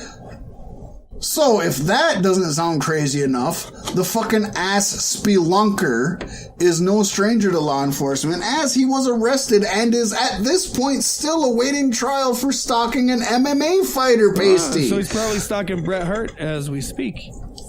Probably. The fighter said that he trained at the same gym as the assailant, but stopped due to concerns over their actions. Bret recently released a statement on the incident, and he said, quote, if there's one thing I want everybody to take away from the Hall of Fame ceremony is not so much what happened, but how I wasn't going to let anything stop me from completing my tribute to my best friend and our you team. know he wanted to leave. You know he wanted to storm the fuck out of there, though. You could see it on his face. I think he wanted to punch the fuck out of that dude. Well, somebody who did. It's good. It's good we got people that fucking just laid into it. A lot of fucking news today, Pasty. We got a lot of comings. We got a lot of goings. Go ahead. The Revival did get shitted on for Dash. Dawson? Which one was the one who punched the guy after he was already being, like, taken out and totally under control? Well, you got the fucking page up. You could just fucking read it. But okay, so it was Dash Wilder. Okay. It was the one you didn't say it was. That's where I'm like, which one didn't I say it was? No, but punched him in the head as they're getting him out, knocked him out again. You could see him go right to his knees. Oh, fuck yeah. Beautiful. Just fucking But the wailed problem on him. is, and it's good. when you hit a guy after he's already being detained. I mean, when it's in the heat of it, it's all good. And I want as many people to get their licks in as possible, because fuck that guy. But when it's already done now you've assaulted him. And that probably didn't rub Vince right, seeing as in the pre-show of WrestleMania, the Revival lost their tag team titles to Zack Ryder and Kurt Hawkins. And Kurt Hawkins is the one who got the pinfall, ending a 269 match losing streak. Yeah, which is really sad because Vince, as an old school promoter, should have been all for that. And I get it, publicly traded company. I get all the shit with it. But God, is there a fucking judge in the world that would convict him, Dash Wilder, for fucking punching that dude? I mean, Bret Hart is not only a fucking icon, but at this point in his life, he's pretty fucking crippled. Like, not completely crippled, but he's kind of crippled. Well, and it's in my opinion, too, that Vince doesn't much like the Revival, and they only really had the championships because they wanted to leave. I'm glad he socked the fuck out of him. The dude is a worthless asshole. And that's why at every point that we had a proper noun, we let you know that he was an asshole. A lot of comings and goings though, Pasty. People coming into places, leaving places, a lot of shit going on. PW Insiders reporting that Robert Evans. Fuck, I don't know. What's the motherfucker's name? Let's just call him R.D. Evans, okay?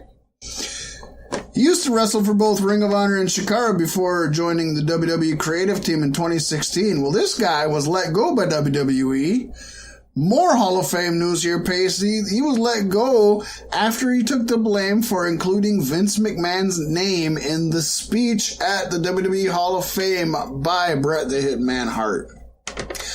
According to the report, Evans was fired on the spot by Vince McMahon backstage at Gorilla Position while the WWE Hall of Fame ceremony was still going on.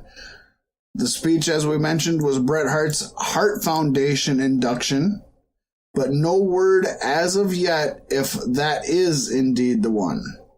Now, folks might realize later on, D-Generation X dropped McMahon's name over and over again in their speech, which was, in Beef Sticks Podcast's opinion, very unprofessional and disrespectful reference to the controversial ongoings early in the evening. It is. It has been heavily emphasized over the years that McMahon doesn't want his name mentioned in the speeches, and that's what happened. It's gonna happen. He owns the company. Nobody but would do you be there fire without people Vince. for No, it? you shouldn't fire people over it. Vince should fucking deal with it. Oh, you don't want to be honored in the ceremony that honors people in your company that you made. You built these people. You okayed their storylines. You cultivated and crafted this. Of course, you're a part of their story. So be a part of it. He just doesn't want them saying negative things. And I think if this guy got fired, I think it was probably for some of the things that was in Bret's speech that Bret was allowed to say. Because a lot of it was kind of jabby at Vince and the way he used to run things. I'm going to be honest, Pasty. All I watched was the DX one so far. I haven't gotten a chance to watch the Hall of Fame. I plan on watching it over the weekend, and I have not, so I don't even know what happened. We can during talk about the DX thing speech for a moment. Did DX really just get inducted into the Hall of Fame to talk shit about new all elite wrestling? So I think we have to talk about that. And that raises a very hefty concern in my eyes too. But yeah, let's discuss that for a second. Okay, so first of all, let's just run down the references. Okay, so I think the first reference, I'm trying to think here now. The first reference was when Billy said, "Well, Vince can't fire me. He can't fire me. I don't work for him." And Triple H said Vince will just buy that little pissant company to fire you. To fire you again. Then they moved on to a point where he was talking about the NWO. Yeah. And Triple H talked about him being VP, Executive Vice President. And he said, you just give anybody the title of Executive Vice President and they think that they're important. Obviously, Cody Rhodes, the Bucks and Kenny Omega, Nick Jackson and Matt Jackson are all executive. And Kenny Omega are all Executive Vice Presidents of AEW. Then they brought up the NWO, and the NWO gave up the old Too Sweet sign, and the obligatory Too Sweet, Too Sweet, came out. And Triple H got aggressively salty. Oh, man, he got just fucking angry. It was scary how angry he got, wasn't it? I don't know what the hell that is, but what we did back in our day was cool. You guys can have that. Yeah, he said he didn't say it, but oh my God, as I was watching, I seen this in his eyes, and I heard his speaking, and he wanted to say that was gay. He's business savvy enough that he filtered himself. He wanted to say that was gay. Yes. I don't know what it is, but I could see it. He wanted to say that was gay. He didn't say gay. He said stupid, or he said something. It wasn't quite gay, but. And then towards the end, they were talking about Billy Gunn, and they talked about how he how he didn't do something. And then he was like, well, thank you for being a part of us, and thank you for being all in. Oh, yeah. Thank you for being all in. Yeah. To Billy Gunn. And it's just like, they're... Are you ready for Pacey's quick conspiracy corner here? Well, give me a second and I'll give it to you, okay? First thing I want to say, you listen every now and then to Bruce Pritchard, Something to Wrestle With, right? And do you ever listen to 83 Weeks with Eric Bischoff? Okay. I tried once. Anybody who knows anything about the Monday Night Wars knows WWF never mentioned WCW until WCW was beating them in the ratings. WCW brought up WWF a lot until they were beating WWE in the ratings. You don't attack another company unless you're threatened by them. They're threatened. This was super. This really showed that they're threatened by AEW. Don't bring up Vince McMahon, but definitely talk about this other company as much as you can. Yeah, so go ahead and let me hear your conspiracy corner, Luke. So, as we know, Billy Gunn is contracted as a producer for All Elite Wrestling. That He's been in interviews about All Elite Wrestling, and he kind of does not see them to compete with WWE. In such a mindset that I don't think anybody else in the company has. Like, they're like, we'd like to, and he's just like, no, they won't. And then he gets inducted into the Hall of Fame. I think Triple H planted him. And now that he's contracted in, bringing them into the Hall of Fame and doing this was his like, yeah, we got your boy. And guess what? Our next WrestleMania is coming to Florida and we're fucking pirating your ass. And now, with this next news story that we're going to get into, I think the web might get weaved a little bit deeper. But honestly, if Triple H planted Billy Gunn, it's kind of already too late for All Elite to do anything about it but to let it ride until he does something, right?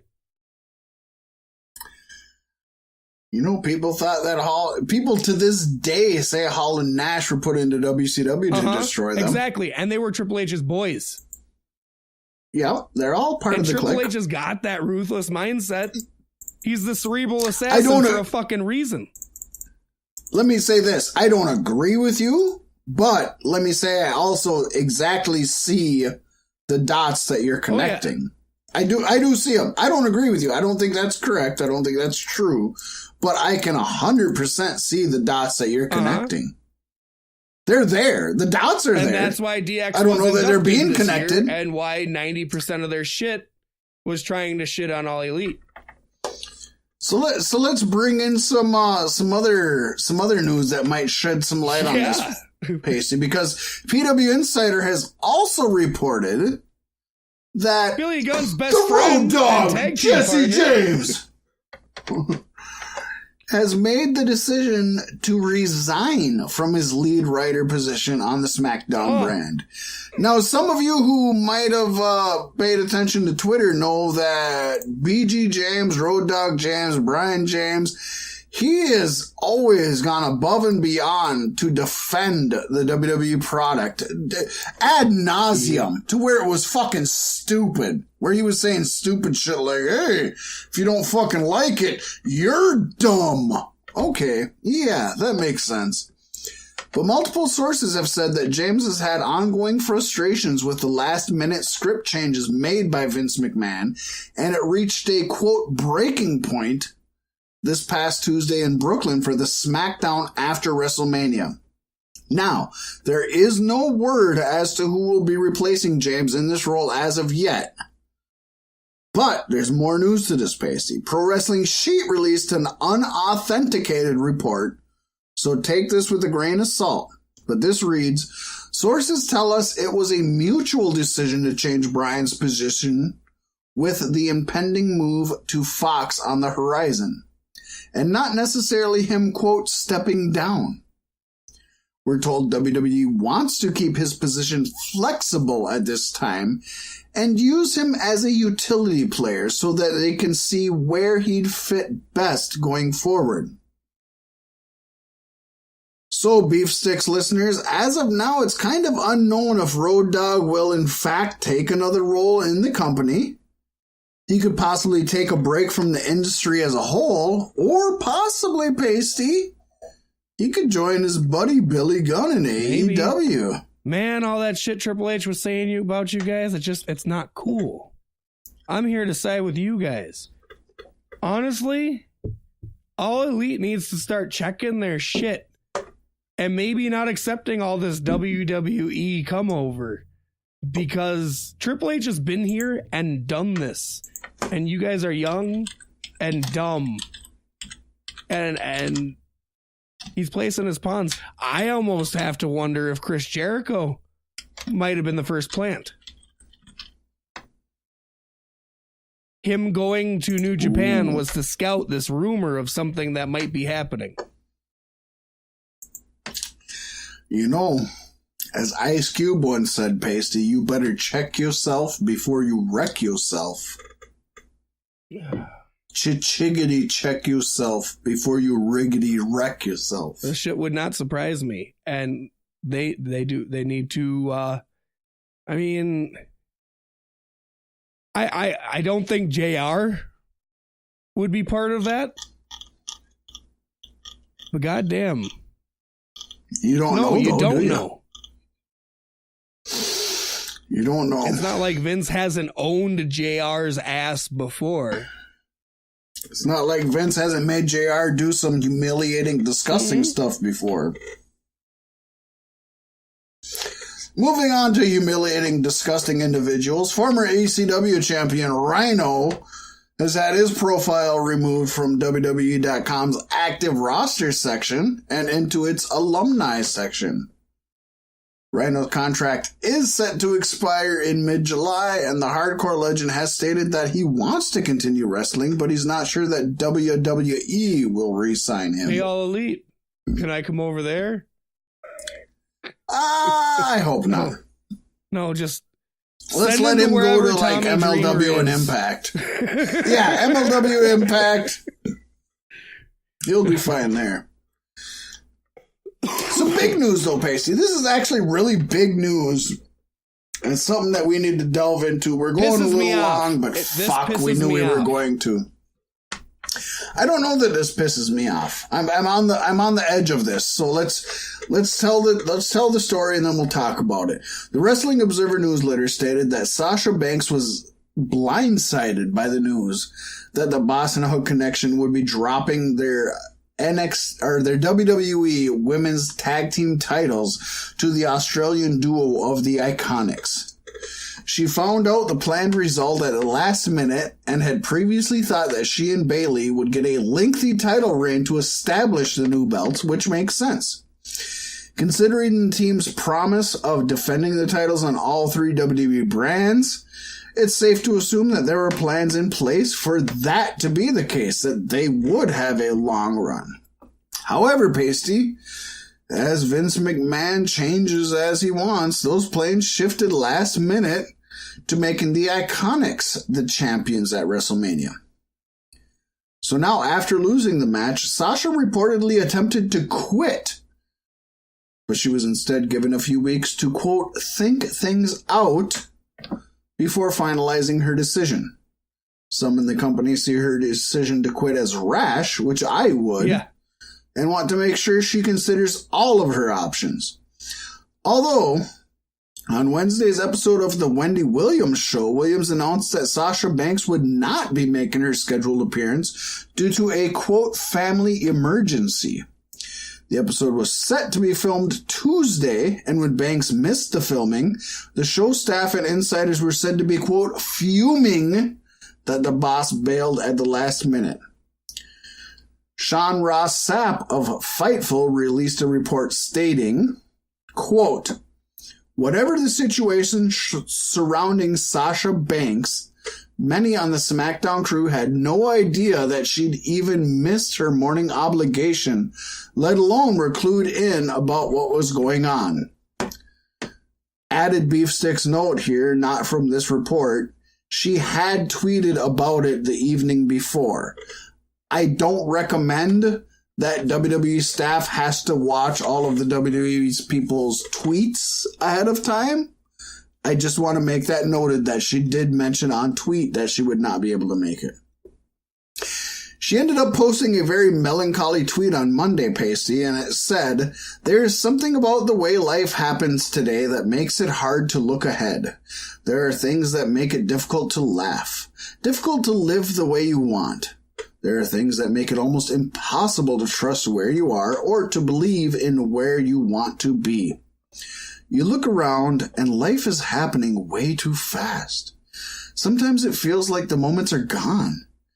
Everything happens all at once and right away. We're marching towards a destiny we cannot understand, towards the kingdom of convenient. Then one day you look up and you can't find the meaning. Your crisis of purpose and passion is acting up, but they tell you that that's supposed to be normal. Well, I don't want normal.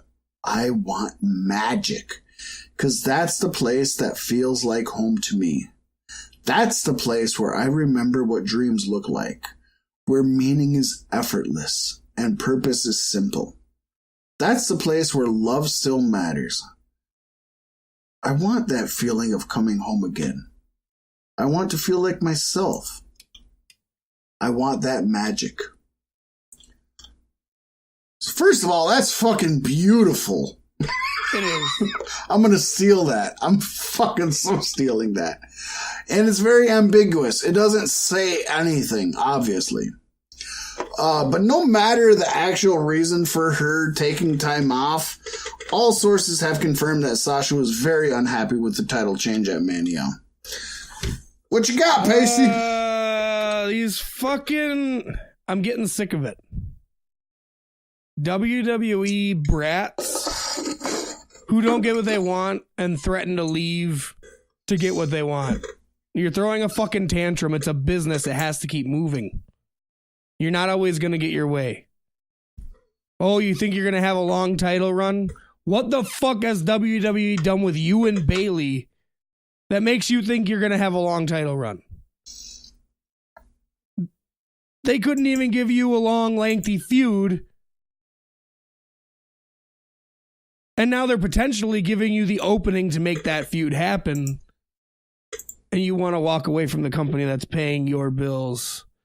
I don't know. I think not everybody can be at the top. Base and is people hot. need to know their place. It was know your role. Fucking the Revival. We want out.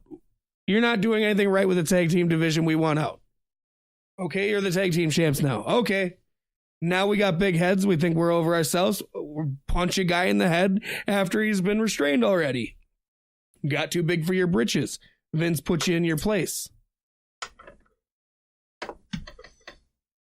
Fucking don't be a fucking special snowflake in a company that employs however many fucking people more than it should. Go find something else. But don't pull this, if I don't get my way, I want to be done.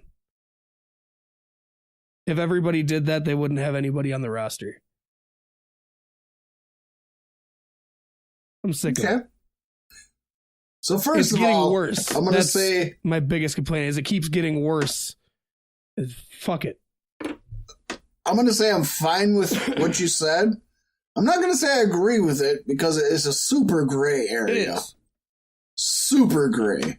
But I'm going to say I'm fine with what you said, and I understand 100% what you said.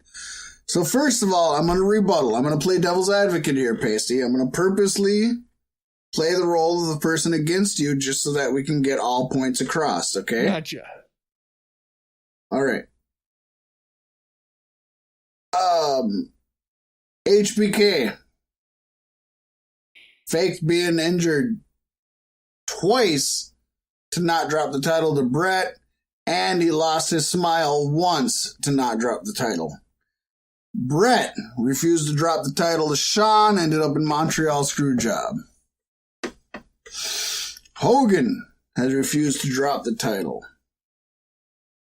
Stone Cold left the company because he didn't want to drop the title to Brock Lesnar. This isn't a new thing. This isn't a snowflake entitled thing. This is a pro wrestling thing. It's an ego thing. It's not new. That's my opinion. No, but it's happening all too often right now. What you just stated out was once in an era. No, it isn't once in an era. The whole fucking Shawn Michaels did it 3 times. Well, he's Shawn Michaels. Holy shit. And then it was Stone Cold, which was what, 3 years after Shawn Michaels? It's pro wrestling, Pasty. This is normal. Yeah, but now I will say Sasha Banks is not as big as any of the people I mentioned. I want to put that out there. So I do. I'm putting it all out there, Pasty. I'm going to be as neutral as I can be, okay? So this happens all the time in pro wrestling, okay? We've had talks of Harley Race refusing to fucking show up to drop a title. I mean, it's happened since the beginning of pro wrestling. Yeah. So it's not a new thing. The second thing I want to say is Sasha Banks and Bayley maybe deserve better. They do deserve better, but they're not going to get it where they're at. You and I both have said that Iconics should have gotten it, and that's because of where WWE has placed them. They're a real tag team. Correct. Now, with that being said, it does not say that Sasha Banks said, I will not show up and defend the title or do this unless you give me a title match or unless you give me the title. What it says is Sasha Banks was willing to leave because she was not happy. I think she should be applauded for that. If you don't like where you are and you think that there are greener pastures, you should be allowed to leave. It depends on what your motive is, though. What's wrong with that? Is her motive really to leave, What's wrong or is with her motive that? to get what she wants in a pay bump? Again, what's wrong with that?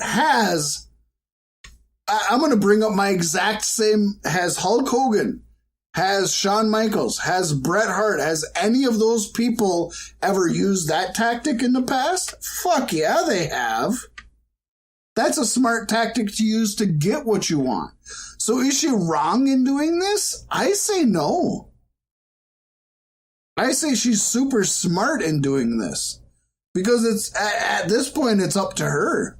She either gets what she wants, she doesn't get what she wants and she stays and she makes a living, or she leaves and maybe she does better somewhere else or maybe she does worse. But I'm going to say she's doing the right thing. Okay. It's a gray area. I'm 100% on there that it's a gray area. But I don't think she did it the wrong way. She didn't say, fuck you. She just said, hey, I'm not happy. I want to go somewhere else.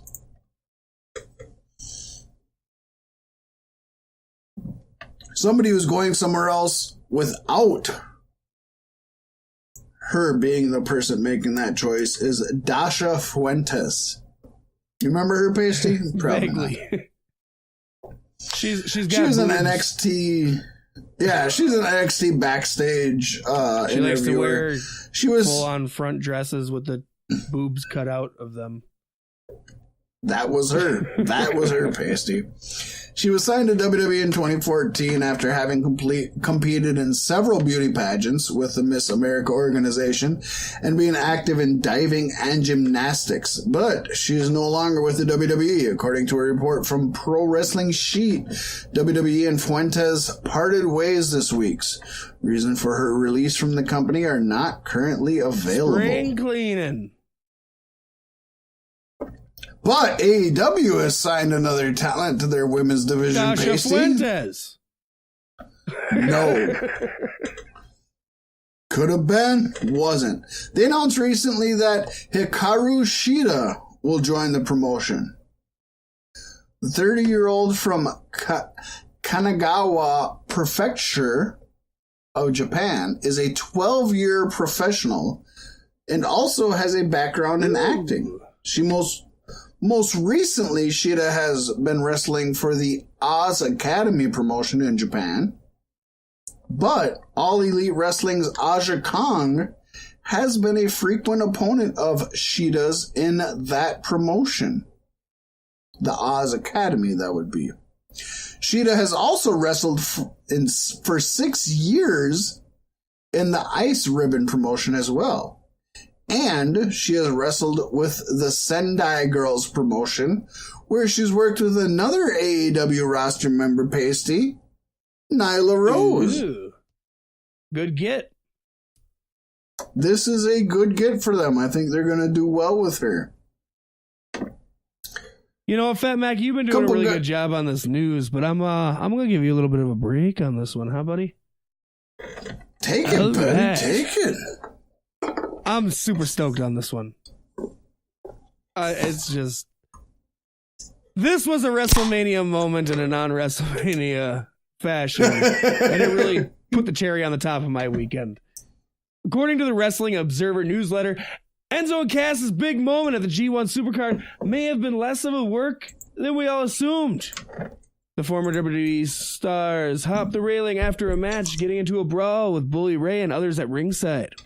According to sources, the angle was planned at the newly christened Enzo and Kaz XL. The free agents, with a capital Z, are expected to show up in Ring of Honor soon.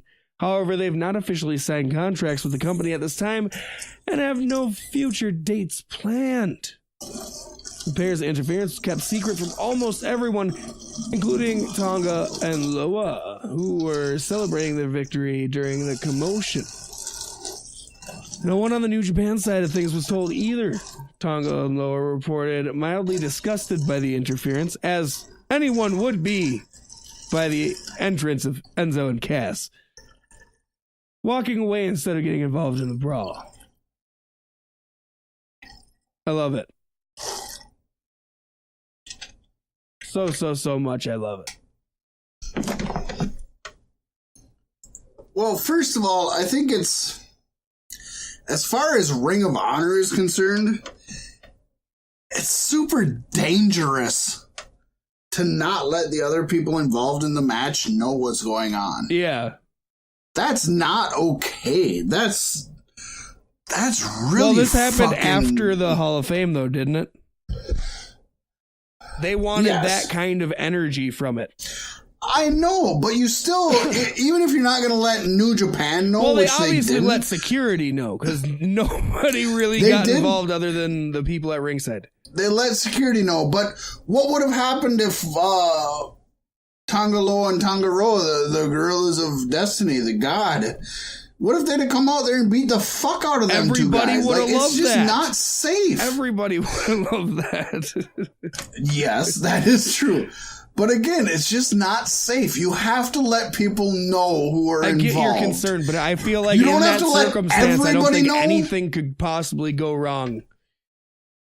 You don't think? Unless somebody had a gun. I think it's unprofessional. I'll say that. Whether things could have gone wrong or not, it is unprofessional. Professionalism. No, but Ring of Honor should. Guaranteed Bullet Club bound in Pasty's book. I hope not. I hope this. No, after this, New Japan isn't letting them anywhere near them. And first of all, Pasty just said the names. Let's first say that Enzo is now NZO, it's his rap name. Spelled the way NWO is, with lowercase n, capital Z, lowercase O. And Big Cass is CAZXL. Cass XL, which is, he could have come up with something better than that. Cass XL. And the free agent Z. My name is Caxisel. Caxisel. So we're gonna book you in our main event, but we can't call you Big Cass. What do you go by now? Cassixel. We're going in another direction. I'm sorry.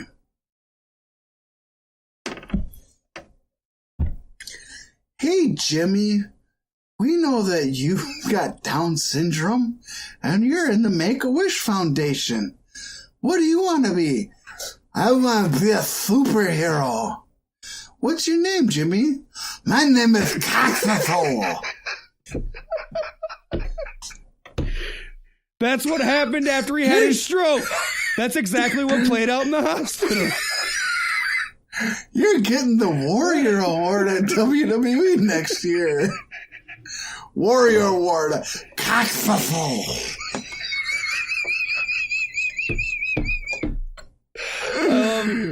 I'm going to hell, but I'm gonna love it. But more news talking about AEW. You think Caxfall is gonna be in AEW? Or no, you think they're gonna be in New Japan? Oh wow, you don't have anything on? Holy shit! What's that? No, I'll tie it into your story. You get this one going. Holy buckets! About the new podcast or what? You go ahead and get this going. It kind of ties in.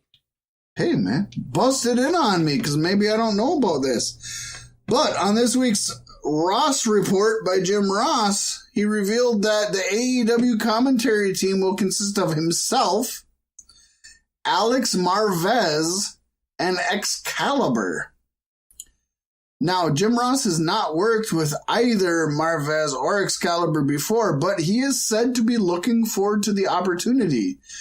Now, if you don't recognize the name Alex Marvez, he is a sports writer. You might recognize Excalibur as he is a renowned wrestling commentator, best known for his work with PWG, but he's also done occasional work with New Japan Pro Wrestling commentary, and he appeared on the All In broadcast. Pasty, why don't you drop some knowledge on us, man? Well, it's more what JR has kind of revealed here about AEW. What did he reveal? That in a few weeks, I'm trying to find the exact fucking information. Oh, the new show? Yeah, their what? show, Tuesday, what was it? Tuesday Night Tango? No. God damn it. Oh, I don't know. They got a new pay-per-view. Oh, no, yeah. I don't doing know if them having a new show. Their weekly show. Their weekly show. The Tuesday night. Fighter Fest. Fighter Fest. That's going to be cool. Fighter Fest. Their show's starting already? He said, it's overwhelming for me, to be a 67-year-old anointed voice of a brand that's going to be debuting in October on a national television, a major cable network, which can't be named now, but I'll tell you, no, this is old. Because he did name it. That's what we said last week, with Turner Pasty. Sports, though. We said that last week, okay, Pasty. But the fact of the matter is, there's boxing on Tuesday nights on TNT. And their show, AEW's television show, is Tuesday Night Nitro. So it's taking over the boxing Tuesday spot is what you're saying. Yeah. No, it's Tuesday... Yeah, it's not Nitro, but yeah, I know what you mean. But yeah, they're so the odds are 100% almost it's TBS. Tuesday night's TBS. Otherwise, they'd be displacing boxing, and that's something they wouldn't do on TNT. Tuesday night Dynamite. Tuesday night Dynamite. It rhymes. I'm willing to put it out there because I read it, and what I read was like, yeah, it made 100% sense. Pasty's willing to put his thing out there. I'm not.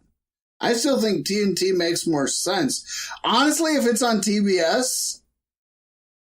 well, first of all, this is a startup company, so it means nothing. On a shit channel, it's cool for them to get on there. But they haven't made it till they're on TBS. If they're on until they're on TNT.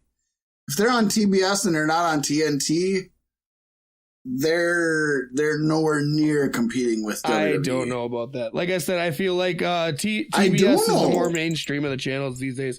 And plus, for competition, they mostly run syndicated broadcasting. They don't get the ratings. You just have to look at the ratings, Pasty. What about... I don't know. About it? What TBS show do you know?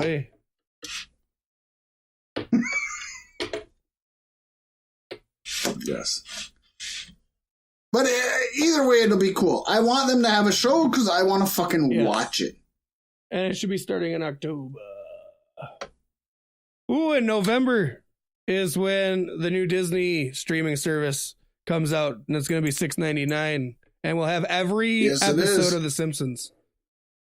Yes, it will. Well, up to season 30. Keep the new stuff on Hulu then.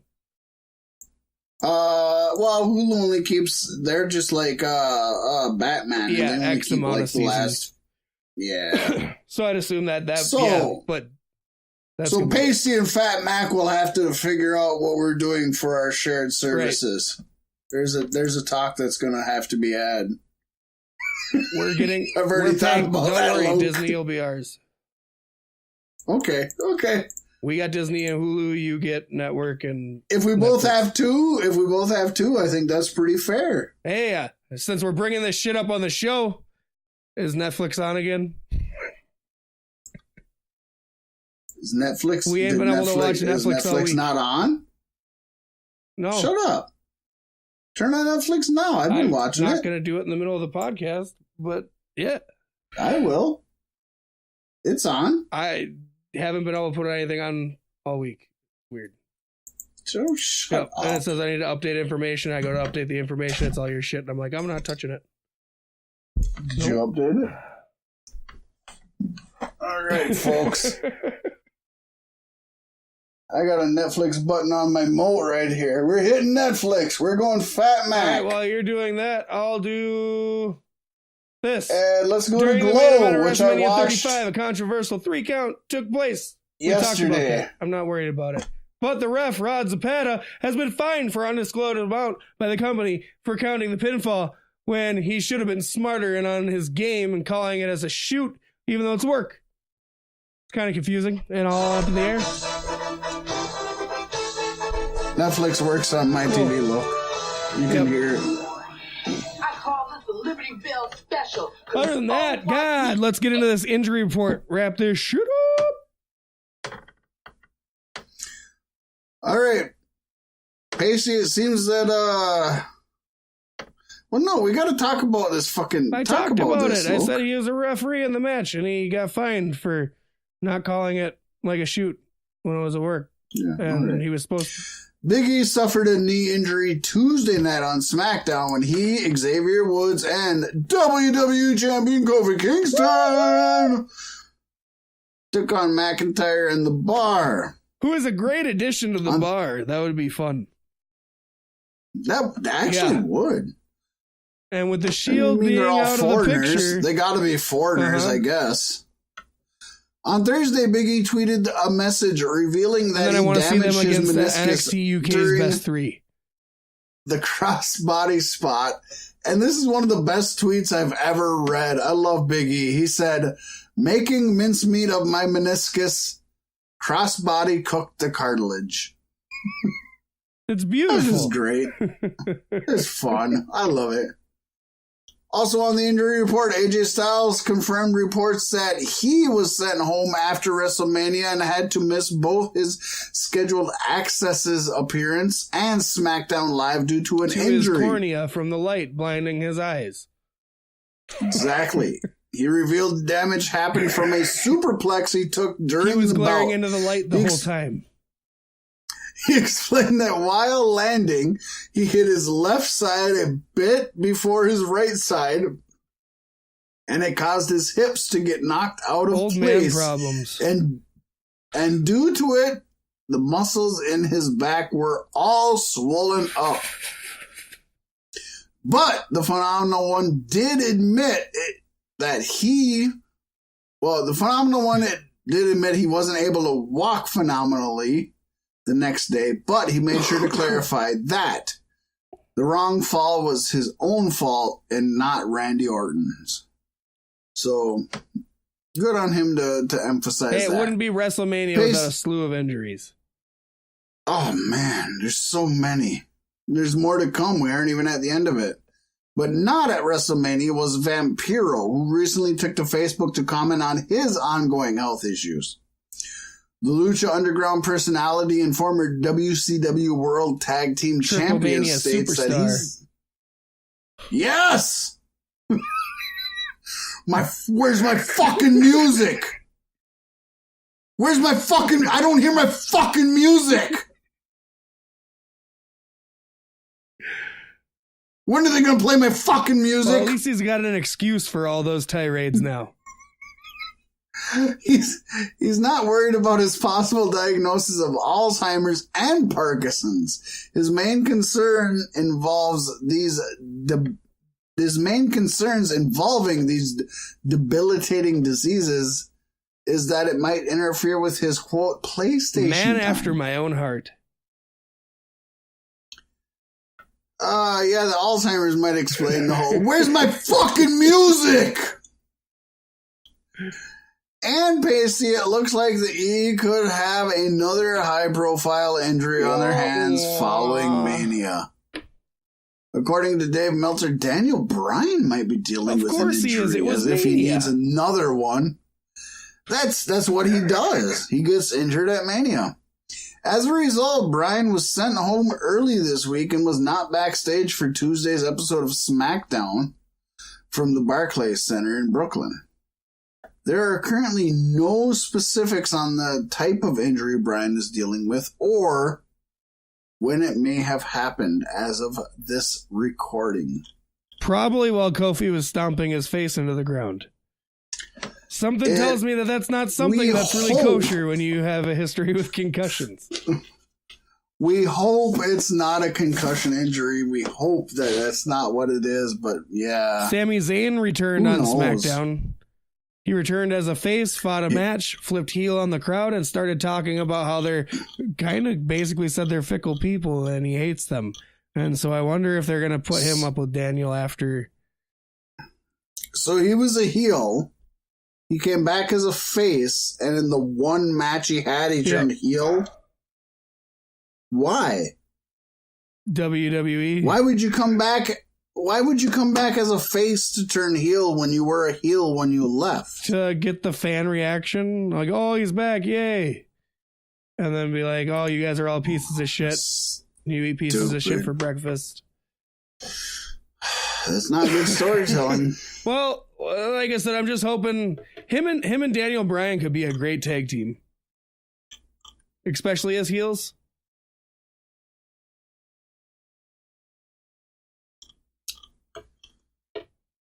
Yeah.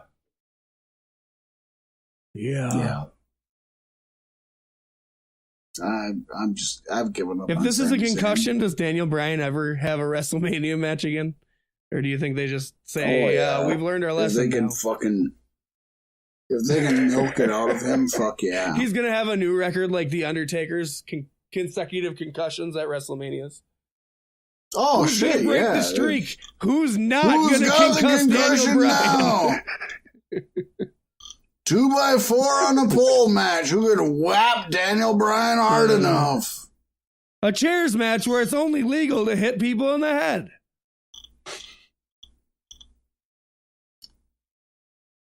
All right, Pacey. I think we've ran out of time, Luke. I think we covered everything you wanted to cover in the show, and I think we got in every little sidetrack I wanted to get in since the weekend happened.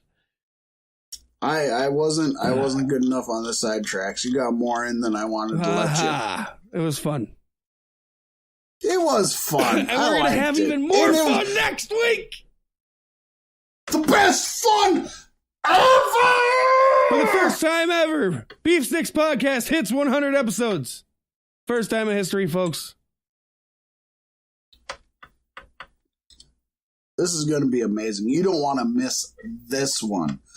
Not only are we going to have an awesome show for you, we're also going to have some clips from some of our more classic moments. And not only that, Pasty, we are going to name our top 10 wrestlers of the past century. It's not really a top 10. That's right. As much as it is a best wrestler from each decade of the last century.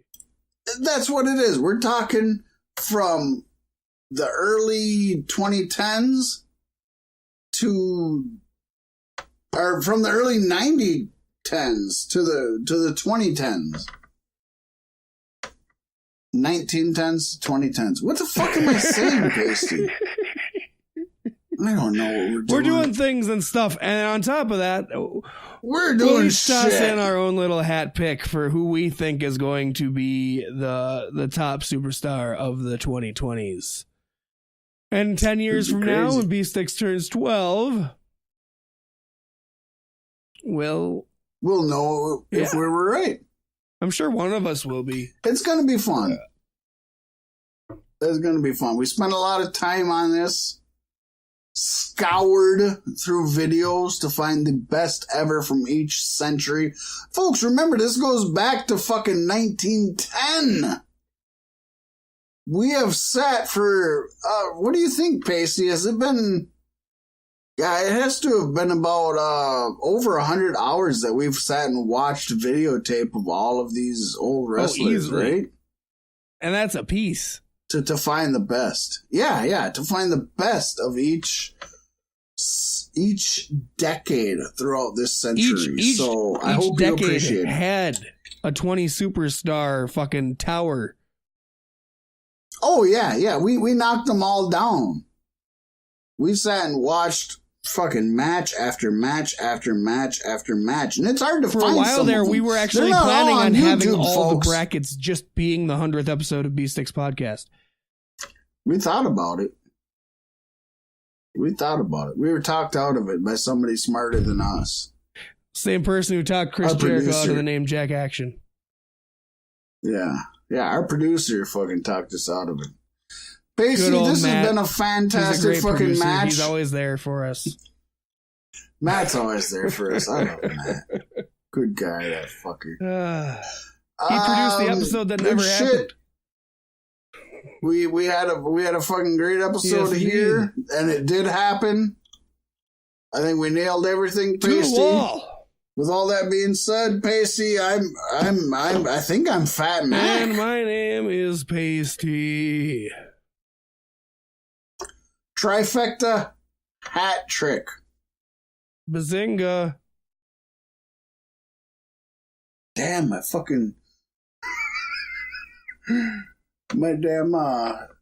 damn spinner just went off right after that. That was perfect timing. My what do you call that? You know that thing that randomly, like every fucking 30, 60, or 90 minutes sprays fucking shit? I didn't leave and pee this time!